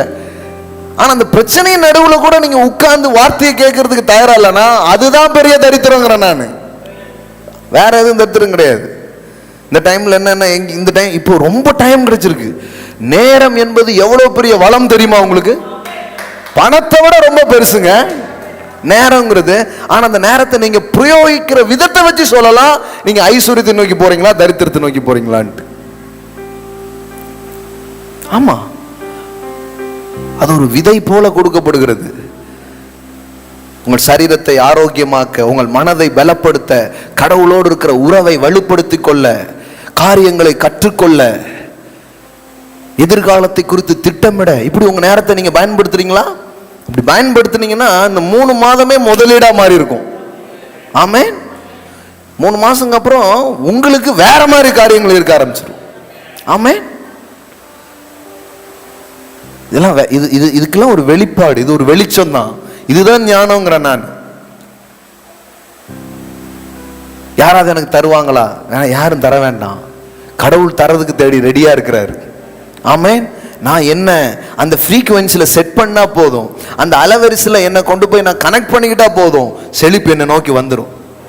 ஆமென். இதை எனக்கு சொல்லும்போது கொஞ்சம் எனக்கு இப்படிலாம் சொல்கிறாங்களே, நம்ம வாழ்நாளே இதில் வீணாக போயிருமோ, இப்படி கேட்டுக்கிட்டே இருந்தால் எப்படி இது அப்படிதான் தோணுச்சு. ஆனால் அந்த புத்தகங்களை படிக்க, அதெல்லாம் கேட்க கேட்க அப்படிப்பட்ட நல்ல வார்த்தைகளை நான் உட்கொள்ள அப்புறம் பார்த்தா அது பலன் தருகிறது. ஆமென். சும்மா கிடையாது பாருங்க. அப்ப ஞானத்தை சம்பாதி, எல்லாம் சொல்லுங்க, ஞானத்தை சம்பாதி, புத்தியை சம்பாதி, அப்படிதான் போட்டிருக்குது. ஞானத்தால் நீங்க நிரம்பும் போது, அறிவினால் வெளிப்பாட்டினால் நீங்க நிரம்பும் பொழுது செல்வங்கள் உங்களை நோக்கி வருகிறது நீங்கள் பார்ப்பீர்கள். ஆமென். ஆமா, சும்மா முட்டாள்மா இருக்கக்கூடாது. கடவுளுடைய பிள்ளைங்க முட்டாள்தனத்தை வெறுக்கணும். ஆமென். அறிவிலியாக நாம் இருக்க கூடாது, கற்றுக்கொள்ளுகிறவர்களாக இருக்க வேண்டும். ஆமென். நான் சொல்றேன், பைபிள் நீங்க பாத்தீங்கன்னா நீதிமொழிகளில் நிறைய வார்த்தைகள் என்ன தெரியுமா, இந்த ஏழை ஞானத்தை அசட்டை பண்ணுகிறான். ஏழையினுடைய ஒரு இது என்ன தெரியுமா, அவன் ஞானத்தை அசட்டை பண்றது அவன் பழக்கமா இருக்கு. புத்திமதியை அவன் எப்பவுமே என்ன பண்றான், தள்ளி விடுகிறான். நான் சொல்றேன், நீதிமொழிகள் தினமும் கொஞ்சம் ஒன்று எடுத்து வாசித்துப்பார். ஒரு பெரிய செல்வந்தர் ஒருத்தர் சொல்றாரு, எத்தனையோ கோடிகளுக்கு ஒரு அதிபதி. அவர் சொல்றாரு, இதுல தினமும் ஒன்று படிக்கிறேன், சில வருஷங்கள் அப்படி செய்ய ஆரம்பிச்சேன், நான் இன்னைக்கு இவ்வளவு செழிப்பா இருக்கிறதுக்கு காரணம் அப்படி செஞ்சதுதாங்கிறார். நம்ம எல்லாமே சித்தையும் ஒரு சும்மா ஏதோ மேலோட்டமா செய்யாதீங்க, அதை ஒரு ஈடுபாட்டோடு செஞ்சு பாருங்க. ஈடுபாடே ஒரு வெற்றி தாங்க. எத்தனை பேருக்கு இது புரியுது? எல்லாம் சொல்லுங்க, ஈடுபாடு. நான் என்னெல்லாமோ செய்யறேன், எனக்கு வெற்றியே வர மாட்டேக்கா. நான் சொல்றேன், அதை கொஞ்சம் ஈடுபாட்டோடு செஞ்சு பாருங்க. கடமைன்னு செய்யாம அதை கொஞ்சம் பிரியத்தோடு செஞ்சு பாருங்க. அது எதுவா வேணாலும் இருக்கலாம், அதுல வெற்றி உங்களுக்கு வருவதை நீங்க பாப்பீங்க. ஆமென். கடவுள் சொல்ற கடவுளை தேடுறதா இருக்கலாம், நீங்க ஈடுபடுற எந்த காரியமா இருக்கலாம். வேதவசனம் சொல்லுது, உன் முழு இருதயத்தோடும், உன் முழு மனதோடும், உன் முழு ஆத்துமாவோடும், உன் முழு பலத்தோடும் அன்பு கூறுவாயாக. ஆமென். எல்லாம் சொல்லுங்க, முழு ஆத்துமாவோடு, முழு மனதோடு, முழு பலத்தோடு. அப்போ நீங்க ஒரு காரியம் செய்றீங்கன்னா அதை அப்படி பண்ணி பாருங்க, அந்த காரியத்தில் வெற்றி கன்ஃபார்மா வர ஆரம்பிக்கும். ஆமென். கண்டிப்பா வரும். ஒரு பிரியத்தோடு செஞ்சு பாருங்க, உங்க சமையல் சூப்பரா இருக்கும். ஆமென். ஒரு பிரியத்தோட நீங்க இது பண்ணி பாருங்க, நீங்க உடை உடுத்துவதே நல்லாயிரும். சிலர் என்னத்தை போ, எதையா தூக்கி போடு போ, இப்படியே போகுது. அப்படி இல்லை, ஒரு ஆர்வமா உடுத்தி பாருங்க, பாட்டிமா மாதிரி. ஆமென். எவ்வளவு வயசு ஆனாலும் அழகு குறையாமலே இருக்கும். ஆமென். ஈடுபாடு. இது எல்லாமே பைபிள்ல இருக்கக்கூடிய வெற்றிக்கான, செழிப்புக்கான திறவுகோள்கள்ங்க. ஃபோக்கஸ்ட். எல்லாம் சொல்லுங்க, ஃபோக்கஸ்ட். நீ பாத்தீங்கன்னா தாவீது சொல்றான், ஒன்றை கேட்டேன் அதையே நாடுவேன். அது என்ன, எதை காட்டுது? ஒரு காரியத்தின் மேல ஃபோக்கஸா இருக்குது. இப்படி இப்படி இப்படி இப்படி இப்படி பார்த்துட்டே போறது கிடையாது. ஃபோக்கஸ். யாக்கோபு 1 சொல்றாரு, இருமனம் உள்ளவன் தன் வழிகளில் எல்லாம் நிலையற்றவன். அப்படி பண்ணாத, ஃபோக்கஸ் பண்ணு. உன்னை டார்கெட் பண்ணுங்க, உன்னை ஏம் பண்ணுங்க, அப்ப கண்டிப்பா அதை அடைவீங்கிறார். ஆமென். நான் தான் கேட்குறேன், நான் கூப்பிட்டு கேட்குறேன், எவ்வளோ பிள்ளைங்க என்ன திட்டம் வச்சுருக்கீங்க, என்ன பிளான், ஏதாவது ஃபோக்கஸ் இருக்கா? யாராவது தருவாங்களான்னு நான் ஃபோக்கஸ் பண்ணிக்கிட்டே இருக்கேன் அப்படிங்காங்க. அந்த ஃபோக்கஸ் தான் இருக்குதே தவிர புள்ளி இதுக்கு தான் ட்ரெயின் ஆகியிருக்கிறாங்க.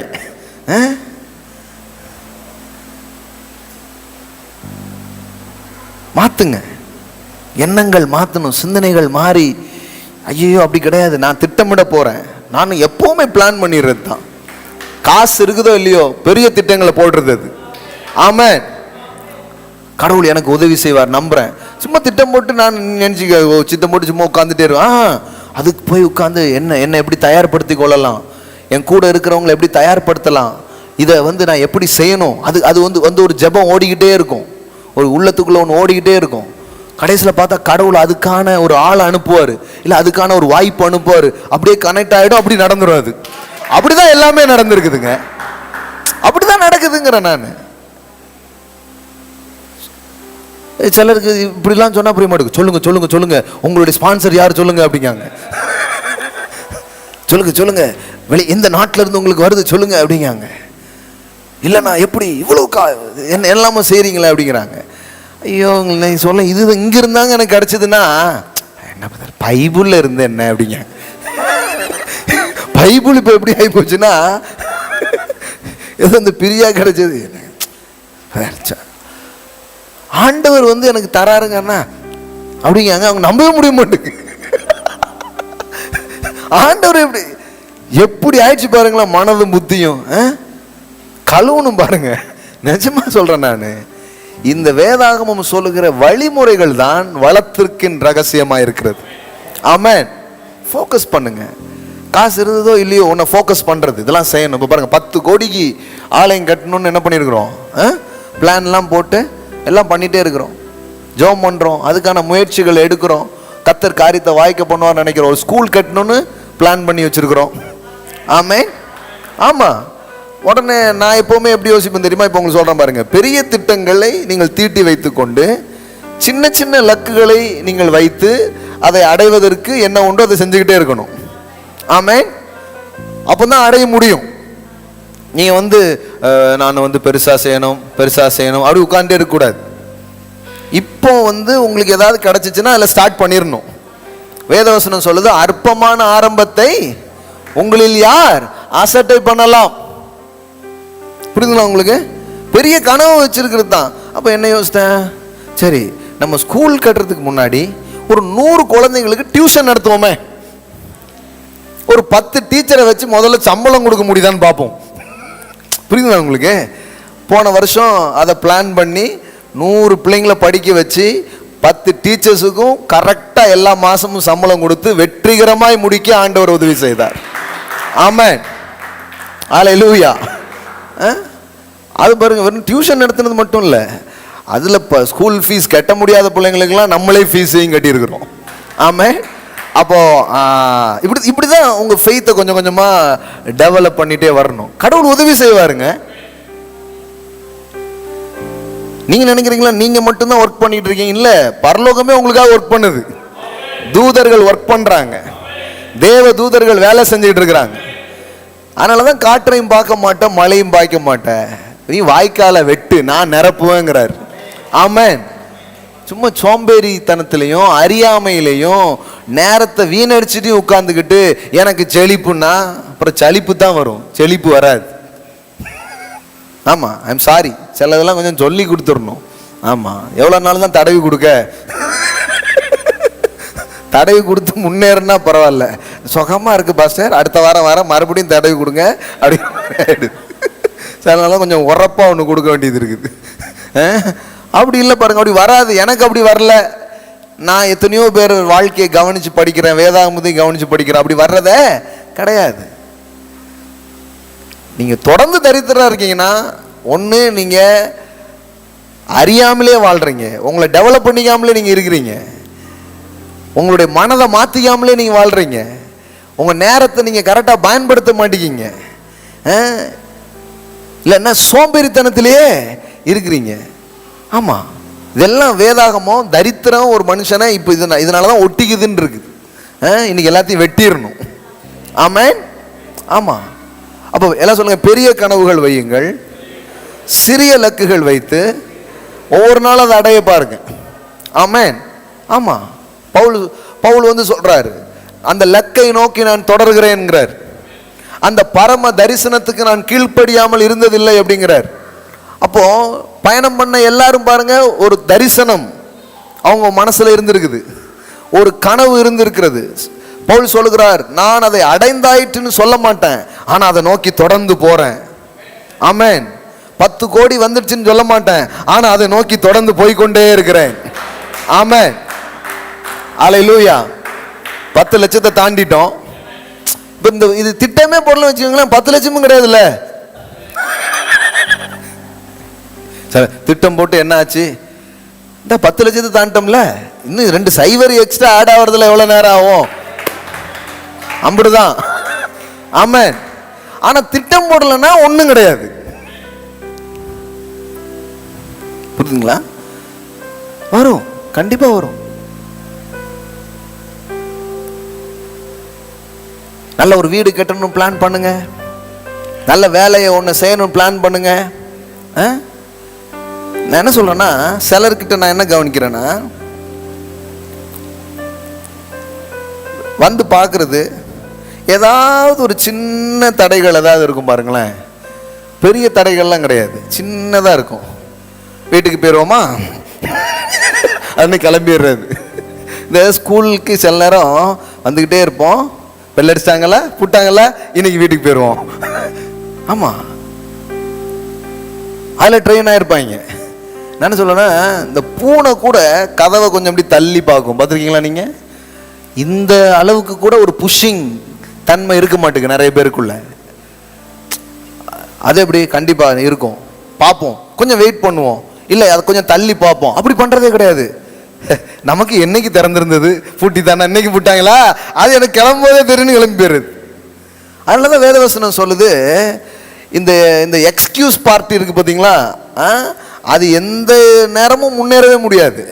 அவன் வந்து எப்படி பைபிளில் போட்டுக்குதுன்னா, சோம்பேறி வந்து என்ன பண்ணுவான்னா, வீதியிலே சிங்கம்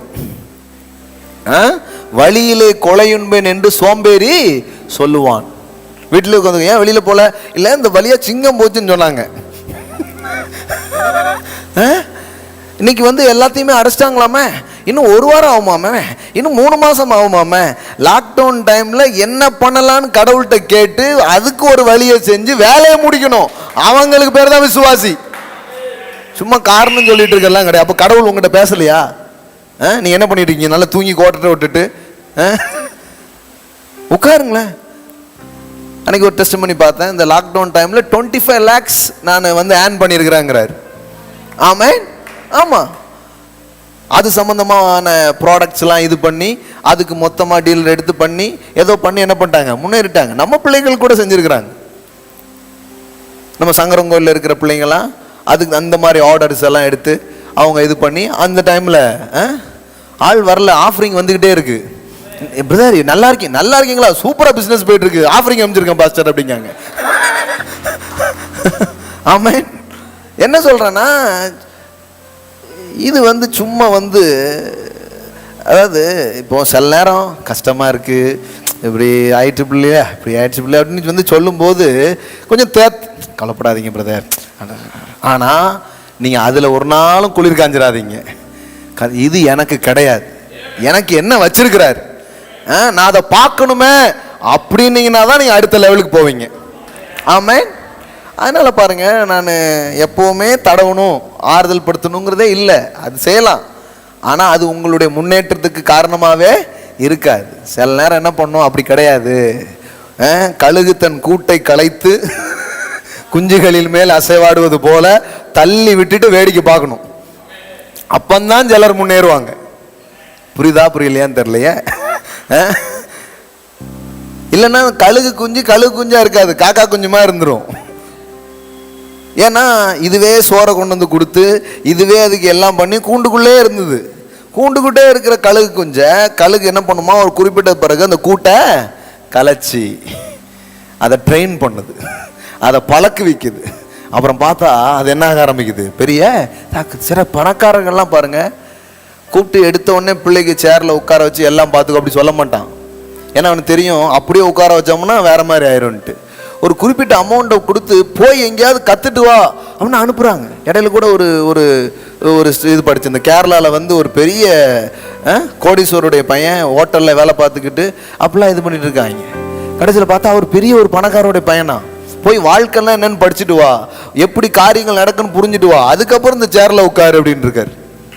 யோசித்து பாருங்களேன்.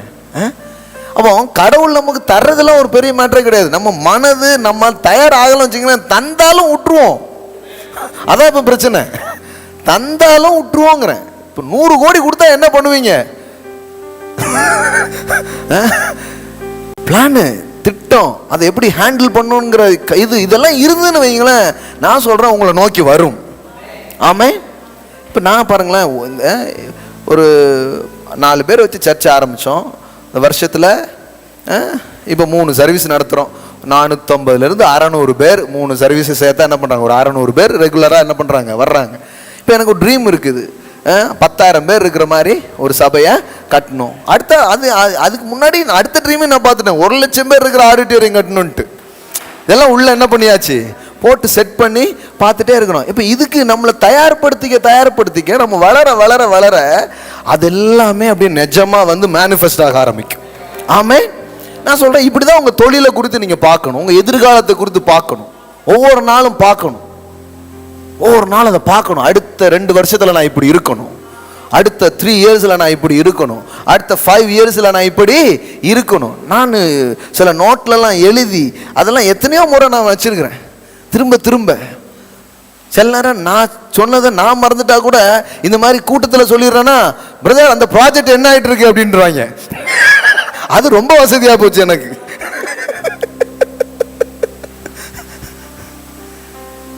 சில வந்து சொல்லக்கூடாது, பழிக்காம போயிடும், எல்லாம் நம்ம கற்று வச்சிருக்காங்க தப்பா.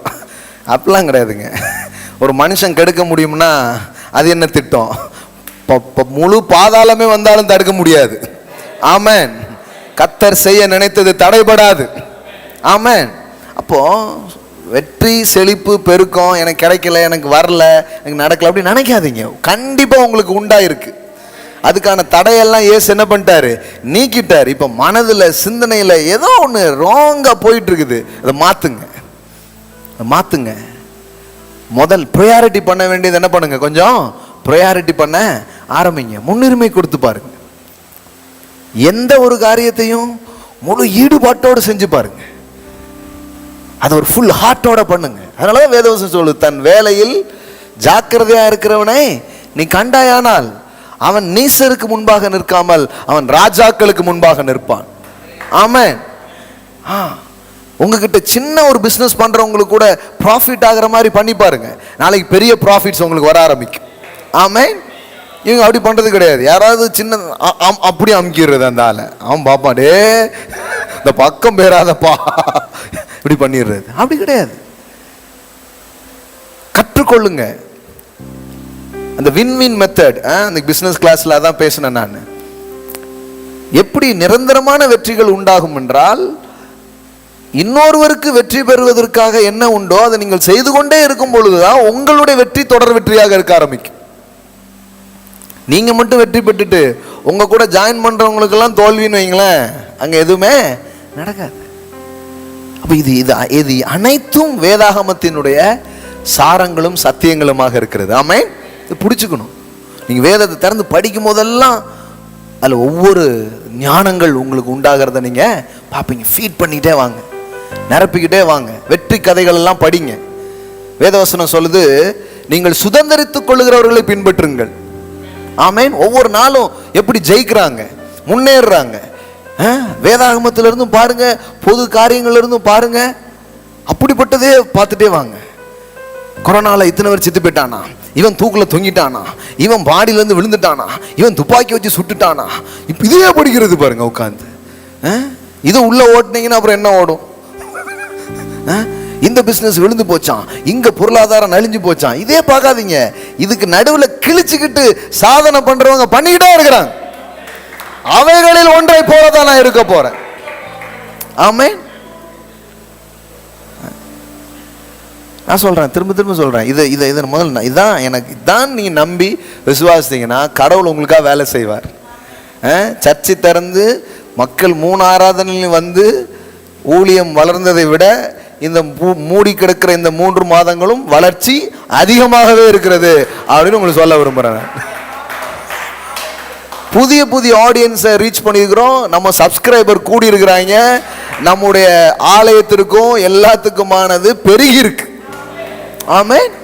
அப்போ வந்து அது எவ்வளோ உண்மையாக இருக்குது, இது எவ்வளோ உண்மையாக இருக்குது. அப்போ இதை நான் நம்பலாம். ஆமென். அப்போ இதனோட இணைஞ்சுக்கோங்க, இதனோட ஒத்துப்போங்க. சும்மா தோல்வியின் உணர்வோட, பய உணர்வோட, சந்தேக உணர்வோடு இருக்காதீங்க. இன்னும் சொல்கிறேன், நல்ல நீட்டாக ட்ரெஸ் பண்ணுங்க. ஆமென். இதெல்லாம் எல்லாமே சொல்லித்தர வேண்டி இருக்குது. ஆமாம், வாயில் நம்பிக்கையான வார்த்தைகளை பேசுங்க. நீங்கள் வாயை திறந்தீங்கன்னா நல்ல ஹோப்ஃபுல்லான வார்த்தை பேசுங்க. யாராவது உங்களை பார்த்து பிஸ்னஸ் எப்படி போயிருக்குன்னா, அது இந்த லாக்டவுனுங்கிறதே வாயில் வரக்கூடாது முதல்ல. ஆமாம், இந்த டவுனான ஆள்கிட்ட போயிட்டு நம்ம என்னத்தை பண்ண அப்படின்னு அது அம்மையே போயிட்டு இருக்கு, அங்கே நடக்குது இங்கே போகுதுன்னா, ஏப்பா இவன் தான்ப்பா ஆளும் கையில் கொடுத்துட்டு போயிடுவாங்க. அது இன்னும் 6 மாதத்துக்கு சரி நான் உன் பக்கமே வரலன்னு போயிடுவான். Don't speak. அப்போ ஒரு தோற்று போற ஆள் மாதிரி பேசாதீங்க. கர்த்தர் என் பக்கமா இருக்கிறாரு. ஆமென். ஆமா, உங்களுக்கு என்ன பண்ணணும் சொல்லுங்கன்னு கேளுங்க. இவன் என்ன வேற மாதிரி கேட்டுக்கிட்டு இருக்கிறான் அப்படின்ட்டு. நான் உங்களுக்கு என்ன செய்ய வேண்டும் என்று இருக்கிறீர்கள் அப்படி ஜீசஸ் மாதிரி கேளுங்க. இப்போ இயேசு உனக்கு கூப்பிட்டு கேட்குறாரு, இப்போ உனக்கு என்ன செய்யணும்? எனக்கு இந்த குளத்துல நான் இறங்குக்கு முன்னாடி இறங்கிடுறான், என்னை இறக்கி விட ஆள் இல்லை. சுகமாக விரும்புகிறாயா? நான் சொல்கிறேன், இந்த நேரங்களில் கூட நீங்கள் செழிப்படைய விரும்புகிறீங்களா? நீங்கள் சொல்லுங்கள், நான் விரும்புகிறேன் ஆண்டவரே. ஆனால் கலக்குனாதான் இறங்கணும்னு அவசியம் இல்லை. நீங்கள் வேற வழி வச்சுருப்பீங்க. நீங்கள் வந்து ஒரு வழி மூடுனா பல வழி திறக்கிற தெய்வம் அல்லவா? ஆமென். இந்த சிம்பிள் ஃபெய்த்துக்கு வர முடியாதா? இந்த சிம்பிள் ஃபெய்த்துக்கு வந்து பாருங்க, சூப்பர் நேச்சுரலாக மணி உங்கள் கையில் வரும். நான் உங்களுக்கு சொல்கிறேன், அந்த நாளில் இயற்கைக்கு அப்பாற்பட்ட விதத்தில் வியாபாரங்களும் பணங்களும் வாய்ப்புகளும் உங்களை பிடித்து கொள்ளும் நான் சொல்றேன்.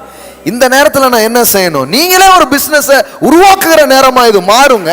இயேசுவின் நாமத்தினாலே புதிய திட்டங்கள் தீட்ட, இல்ல எதையோ ஒன்றை வளர்த்து கொள்ள, எதையோ ஒன்றை கற்றுக்கொள்ள, ஏதோ ஒன்றை வந்து செய்வதற்கு ஒரு நேரமா கடவுள் இதை உங்களுக்கு மாத்தி கொடுப்பார். ஆமென். எல்லாம் சொல்லுங்க, எனக்கு ஒன்றும் வீணா போகாது. ஆமென். எனக்கு வந்து இந்த பாயிண்ட் சொல்றதை விட எனக்குள்ள இருக்கிற ஆதங்கத்தை உங்க மேல ஊத்தணும்னு தான் பேசிட்டு இருக்கிறேன் நான். இன்றைய பிரசங்கத்தின் தலைப்பு ஆதங்கம். இன்னும் கடவுளுடைய பிள்ளைகள் ஏன் செழிக்காமல் இருக்கிறீர்கள் என்கிற ஆதங்கம். ஆமாங்க, உங்களுக்குள்ள அது வரட்டும். அந்த வெறி, நான் வரணும், அள்ளி விதைக்கணும், அந்த மாதிரி ஒரு வெறி வரட்டும் உள்ள. சும்மா எத்தனை நாள் இந்த தச்சமா பார்க்கன்ட்டே உட்காந்துட்டு இருப்பேன். வாரி இறைக்கணும் ஆண்டவரே, அந்த அளவுக்கு எனக்கு வரணும்.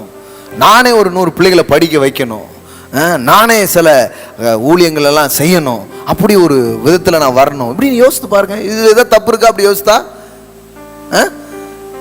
இப்படி யோசிக்கிறது தப்பு இருக்கா? ஒரு தப்பும் கிடையாது. யோசித்து பாருங்க. யோசிக்கிறதுல தான் செழிப்பே துவங்கும். ஆமென். ஆமாம், எனக்கு இது கொஞ்சம் கொஞ்சம் தெரிஞ்சுது.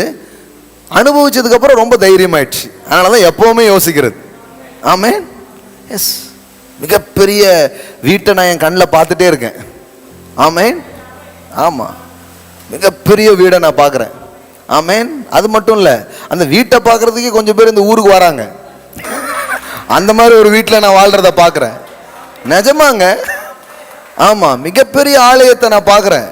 அது வந்து நெல்லையின் அடையாளமாகவே இருக்கும் அது. ஆமாம். இப்போ இப்படி இப்படி சிந்திக்கிறதுக்கு எம்புட்டு கோடி செலவாயிருக்கு சொல்லுங்க. ஒரு செலவுமே ஆகலை. இப்படி சிந்திக்கிறதுக்கு எதுவும் செலவா? இப்போ இப்படி இப்படி யோசிக்கிறதுக்கு ஏதாவது செலவு இருச்சா? ஒன்றுமே கிடையாது. நீங்கள் வேற ஆமேன்னு வேற சொல்லிட்டீங்களா, அப்போ கண்டிப்பாக நடந்துடும். 2 பேர் ஒரு முனைப்பட்டா நடந்துடும் போட்டிருக்க, இம்புட்டு வேற ஒரு முனை போட்டிருக்கீங்கன்னா அப்போ நடக்குமா நடக்காதா? ஆமாம். சிந்திச்சு சிந்திச்சு பேசி பேசி உங்க உலகத்தை உருவாக்குங்க.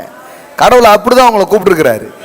எனக்கு இல்லை, நடக்கலை, முடியலை, இல்லை இல்லை, ஏதோ ஒரு வழி இருக்குமே, ஏதோ ஒரு பாதை இருக்குமே, ஏதோ ஒரு காரியம் இருக்குமேன்னு நோண்டிக்கிட்டே இருங்க, தேடிட்டே இருங்க. யாருக்கும் தெரியாது, உங்களுக்கு தெரிய ஆரம்பிக்கும். ஆமே. நான் போகிறேன், காரில் போயிட்டு இருக்கேன். முன்னாடி ஒரு கார் இருக்குது, அதில் ஒட்டியிருக்கிறான். எனக்கு அந்த மாதிரி எண்ணங்கள்லாம் அதாவது நீங்கள் என்ன மாதிரி இருக்கீங்களோ அது உங்கள் கண்ணுக்கு தெரியும். இது ஒரு பிரின்சிபிள்ஸ் பாருங்களேன். எல்லார் கண்ணுக்கும் அது தெரியாது. நீங்க அதாவது உங்க உள் உலகம் விசுவாசத்தாலும் நம்பிக்கையாலும் நிறைஞ்சாதான் வெளியிலேயே அதை பார்ப்பீங்க. உள்ளே இருட்டா இருந்துச்சுங்கன்னா வெளியில ஒன்றும் தெரியாது உங்களுக்கு. இயேசுவே வந்து நின்னாலும் பேய் அப்படின்றீங்க. ஆமாங்க, அது கார் போட்டிருக்கான். அதாவது பாதை இல்லையா, பாதையை உருவாக்கு. பாவைகளா என்ன நம்பிக்கையான வார்த்தையெல்லாம் எழுதி போட்டிருக்காங்க. பாதை பாதை இல்லை பாதை இல்லைன்னு சொல்லாத, நீ பாதைய உருவாக்கு. ஒரு காமன் மேனுடைய திங்கிங்ஸ் இப்படி இருக்கு பாருங்களேன். கடவுள் சொல்றாரு, வனாந்தரத்தில் வழியை உனக்கு உண்டாக்குவேன், அவாந்தர வெளியில ஆறுகளை ஓட வைப்பேன். இதை யோசித்து பார்ப்பாங்க. வனாந்தரம்னா என்ன? ஒண்ணுமே இல்லை, அங்கதான் நான் வழியை கொண்டு வருவேங்கிறாரு. ஆமென். தண்ணியே இல்லை, அங்க நான் ஆறுகளை கொண்டு வருவேன். எப்பவுமே அந்த அந்த பாசிபிள் அப்படிங்கிற அந்த எனர்ஜி அதுதான் வெல்த்தை கிரியேட் பண்ணுது. அதுதான் வெல்த்தை கிரியேட் பண்ணுது. முடியும், சாத்தியம், நடக்கும், நான் சுதந்திரிப்பேன். இதுதாங்க செல்வம். நீங்க நினைக்கிறீங்களா பேப்பர் காசு 100 கோடி 2 கோடி 10 கோடி அது கிடையாது. உள்ள உருவாகுது பாருங்க. இப்ப எனக்குள்ள ஒண்ணு அதான் ஓடி இருக்கு, இதான் ஊத்தணும்னு நான் பேசிட்டு இருக்கிறேன் நான். இதுதான் எங்க போனாலும் என்ன பண்ணுது, அதை அட்ராக்ட் பண்ணி கொண்டு வருது. சில கண்ட்ரிக்கு போனா அந்த கண்ட்ரியில காசு வராதுன்னு சொல்லியிருக்காங்க. ஆனா நான் போனா எனக்கு வரும். நான் போன கிராமத்துக்குள்ள போனாலும் வரும். ஏன்னா நான் நம்புறேன் என் தேவனுடைய கிருபை எல்லா இடத்துலயும் இருக்கு. ஆமென். எல்லா இடத்துலயும் எனக்கு ஐஸ்வர்யங்களை என் தேவன் கொண்டு வருகிற தேவன். அதனாலதான் வருது. ஒருத்தர் சொல்றாரு, ஒருத்தர் எனக்கு வந்து 2 முறை என்ன பார்த்தாரு. 2 முறையும் கையில் இருக்கிற மோதிரத்தை கலத்தி ஆஃபரிங்கா கொடுத்துட்டு போயிட்டாரு. அப்ப நான் இதை டெஸ்டமனியா சொல்லிட்டு இருந்தேன். அவர் நண்பரால நம்ப முடியல. அவரா அப்படின்ட்டாரு. அவரு கொடுக்கவே மாட்டார, கொடுக்காதவங்களாம் எனக்கு கொடுப்பாங்களே.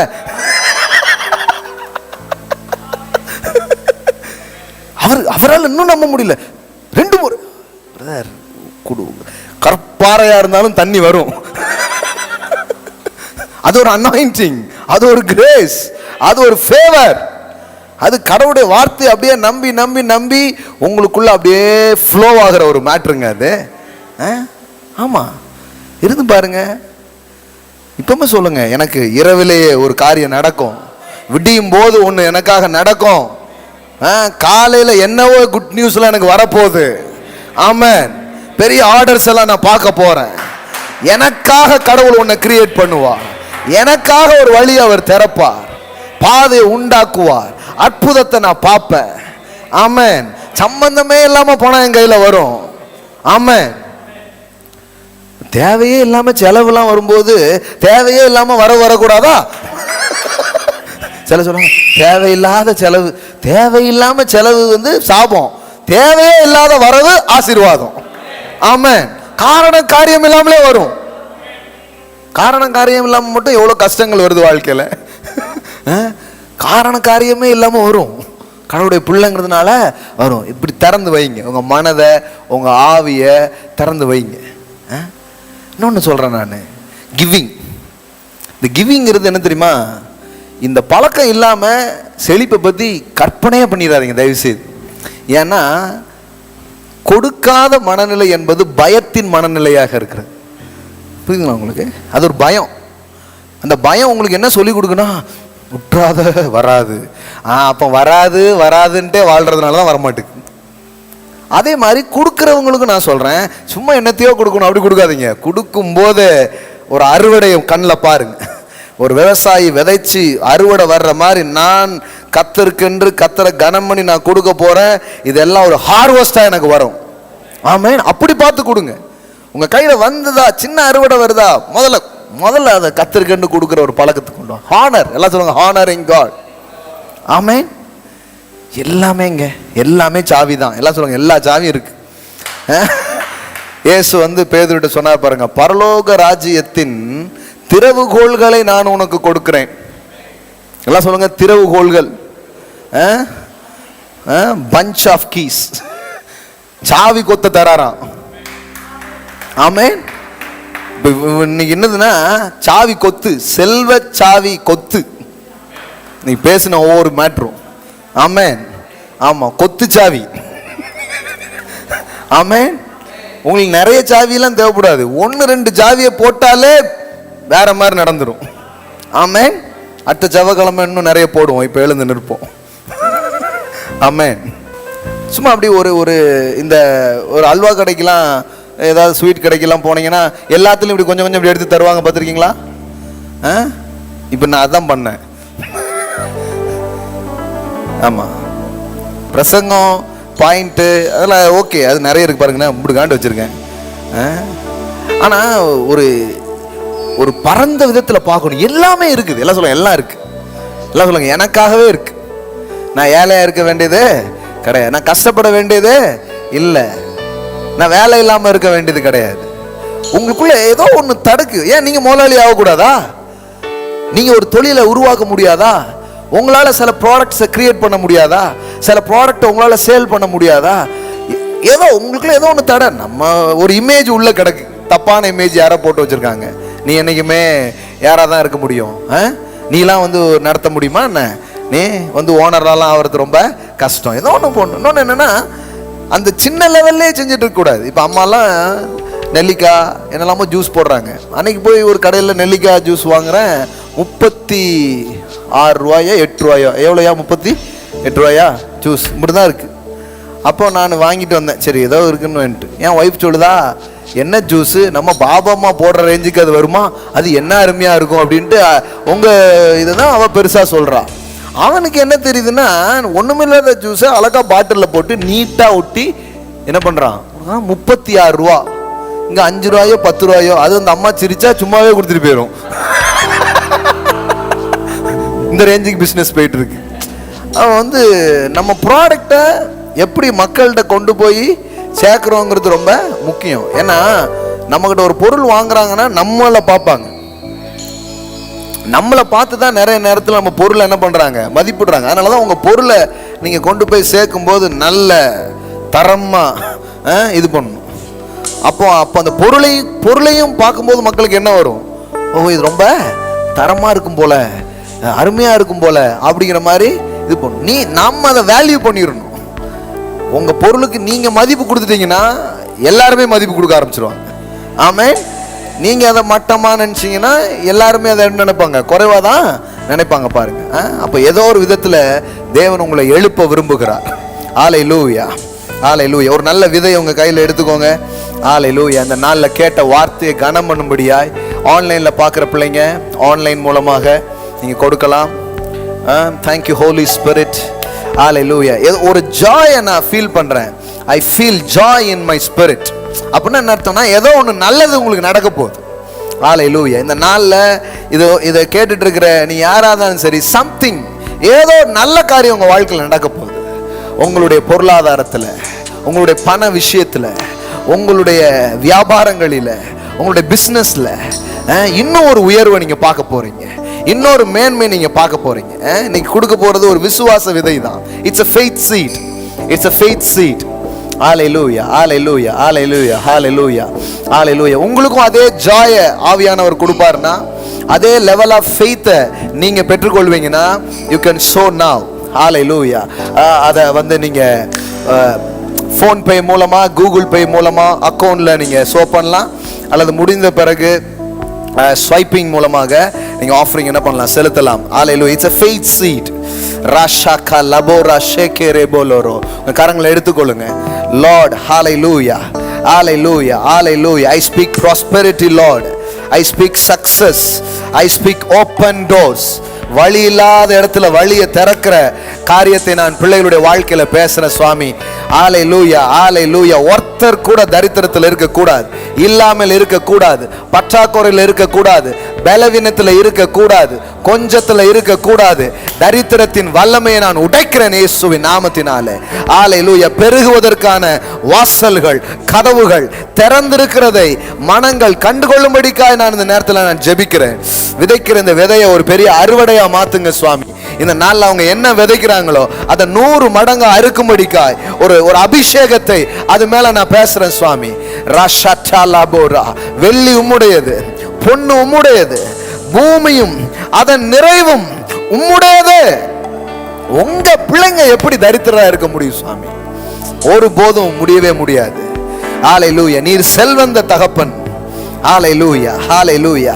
எங்களை செல்வந்தனாக்கும்படியாய் இயேசுவை கல்வாரி சிலுவையிலே எங் தரித்திர கோலமாய் தொங்கும்படி அனுமதித்தீர்.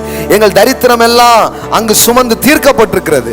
இப்போது சிந்தனையில, வாழ்க்கையில, பயத்தின் மூலமா, அவநம்பிக்கையின் மூலமா, அறியாமையின் மூலமா இருக்கிற எல்லா தரித்திரத்தையும் உடைக்கிறேன் இயேசுவின் நாமத்தினால. ஹல்லேலூயா, ஹல்லேலூயா. ஷக்கரபலர. தங்கு தடையின்றி பணம் வருவதாக. I speak money flow, cash flow. கபரகதரா. விதைக்கும் போது சொல்லுங்க, ஆண்டவரே இது ஒரு கனமா நான் விதைக்கிறேன், இது ஒரு பணமா இல்ல, ஒரு கனமா நான் இன்னைக்கு விதைக்கிறேன்னு சொல்லுங்க. I honor that word, I honor that anointing, Lord. வேதவசனம் சொல்லுகிறது, உன் விளைவின் முதற்பலனால் கர்த்தரை கனம் பண்ணு, அப்பொழுது உன் ஆலைகளில் திராட்சரசம் புரண்டு ஓடும். அப்ப தேவனுடைய வார்த்தை சொல்லுது, இட்ஸ் ஃப்ளோ. ஹல்லேலூயா. புரண்டு ஓடும், புரண்டு ஓடும், புரண்டு ஓடும். ஹல்லேலூயா. உன் களஞ்சியங்கள் பூரணமாக நிரம்பும். ஹல்லேலூயா. அப்ப புரண்டு ஓடுதலும் நிரம்புதலும் கனம் பண்ணுகிற பிள்ளைகளுக்கு உரியதா இருக்கிறது. ஹல்லேலூயா. ஷேகிரே போகோ டாலாபாரா ரிஷா டாலாபௌரா கதாரா. புதிய ஐடியாக்கள் இப்பொழுதே உண்டாகட்டும் சுவாமி. புதிய யோசனைகள் வருவதாக. ஹல்லேலூயா, ஹல்லேலூயா. நிறைய பிராண்ட கிரியேட் பண்ணட்டும், புதிய புதிய பிராண்ட கிரியேட் பண்ணட்டும். விற்பனை செய்கிற அபிஷேகத்தை இந்த இடத்துல நான் திறந்து விடுகிறேன். ஹல்லேலூயா. தைரியமா போல்டா போய் ப்ராடக்ட்டை சேல் பண்ணட்டும். ஹல்லேலூயா. I release the selling spirit. ரிஷி கிரேமா காட்டா டா டா டா டா டா. பொருட்களை விற்கிறவனுடைய தலையில் ஆசீர்வாதம் தங்கும் என்று எழுதப்பட்டிருக்கிறது. அப்படி விற்கிற அபிஷேகத்தை நான் பேசுகிறேன். அது வீடோ நிலமோ எந்த ப்ராடக்டோ, இவங்க போய் பேசினா அந்த டீல் முடியட்டும். அப்படி பேசுகிற ஞானத்தை நான் பேசுகிறேன். அப்படிப்பட்ட கருத்தாய் ஞானமாய் பேசுகிற ஞானத்தின் ஆவியை இந்த இடத்துல நான் ரிலீஸ் பண்றேன் சுவாமி. ஹல்லேலூயா, ஹல்லேலூயா, ஹல்லேலூயா. யாராவது எனக்கு தருவாங்களா, எங்கேயாவது கிடைக்குமாங்கிற தரித்திரத்தின் புத்தி உடையட்டும் இயேசுவின் நாமத்தினாலே. I am a giver like my father. என் அப்பாவை போல நானும் கொடுக்கும்படியாய் வந்திருக்கிறேன். ஹல்லேலூயா. I am a giver, I am a giver. ஹல்லேலூயா, ஹல்லேலூயா. நான் விதைக்கிறவன் என்று உங்கள் அடையாளத்தை மாற்றிக்கொள்ளுங்கள். ஹல்லேலூயா. நான் விதைக்கிறவன். ஹல்லேலூயா, ஹல்லேலூயா. நான் நல்ல நல்ல காரியங்களை விதைக்கிறவன். நான் தேவனுடைய ராஜ்யத்திற்கு பிரயோஜனமானவன். ஓ, உங்களை பற்றிய அடையாளங்கள், சிந்தனைகள் எல்லாம் மாறட்டும் இந்த நாளில. ஆண்டவரே, இன்னைக்கு ஒரு நல்ல ஷிஃப்ட்டை நீங்க செய்றீங்க. ஹல்லேலூயா. ரஷேகேமா காட்டா டா டா டா டா. இன்னைக்கு சில உதயங்கள் நடக்கிறது, சில உதயங்கள் நடக்கிறது, சில ஆரம்பங்கள் நடக்கிறது. உங்கள் ஆவியில ஒரு உத்வேகத்தை ஆவியானவர் கொண்டு வந்து வைக்கிறார். ஒரு எந்துவாசிசத்தை கொண்டு வந்து அவர் வைக்கிறார். ஒரு அனலை கொண்டு போடுகிறார், ஒரு அக்கினியை கொண்டு போடுகிறார். ஒரு ஃபயர் உங்களுக்கு உண்டாகிறது. ஒருவேளை வியாபாரத்தை குறித்து, தொழிலை குறித்து உங்களுக்கு இருக்கிற சோர்வுகளை தேவனுடைய ஆவியானவர் பிடுங்கி வெளியில போடுகிறார். ஹல்லேலூயா. எல்லா சோர்வுகள் விலகட்டும் இயேசுவின் நாமத்தினாலே. உபாகம் 8:18 படியாய் ஐஸ்வரியத்தை சம்பாதிப்பதற்கான பலனை நான் பேசுகிறேன், பலனை நான் பேசுகிறேன். I speak the strength of God. I will give you the power to get wealth in Jesus name. I release that anointing, Lord. I release that anointing, Lord. ஆன்லைன்ல, ஃபேஸ்புக்ல எங்க இருந்து பார்த்துட்டு இருந்தா பிள்ளைகள் மேல, Lord, I release that anointing. ஷாகேனா மகோராபா டலபரக டலபரபலபர. வானமே திறந்திருக்க, கடவுளே எங்களுக்கு துணை நிற்கிறாரு. எங்களை யார் தடுக்க முடியும்? பிள்ளைகள் முன்னேறி செல்லட்டும், ஏறி வரட்டும். ஹல்லேலூயா. தொழில் உலகங்களில் அநேகர் ஹல்லேலூயா எழும்பட்டும் இயேசுவின் நாமத்தில். Thank you Holy Spirit. நீங்க உதவி செய்வதற்காக நன்றி. ஒவ்வொரு விதையும் பெரிய அறுவடையாய் மாறுகிறதற்காய் நன்றி. இயேசுவின் நாமத்தில் பிதாவே, ஆமென்.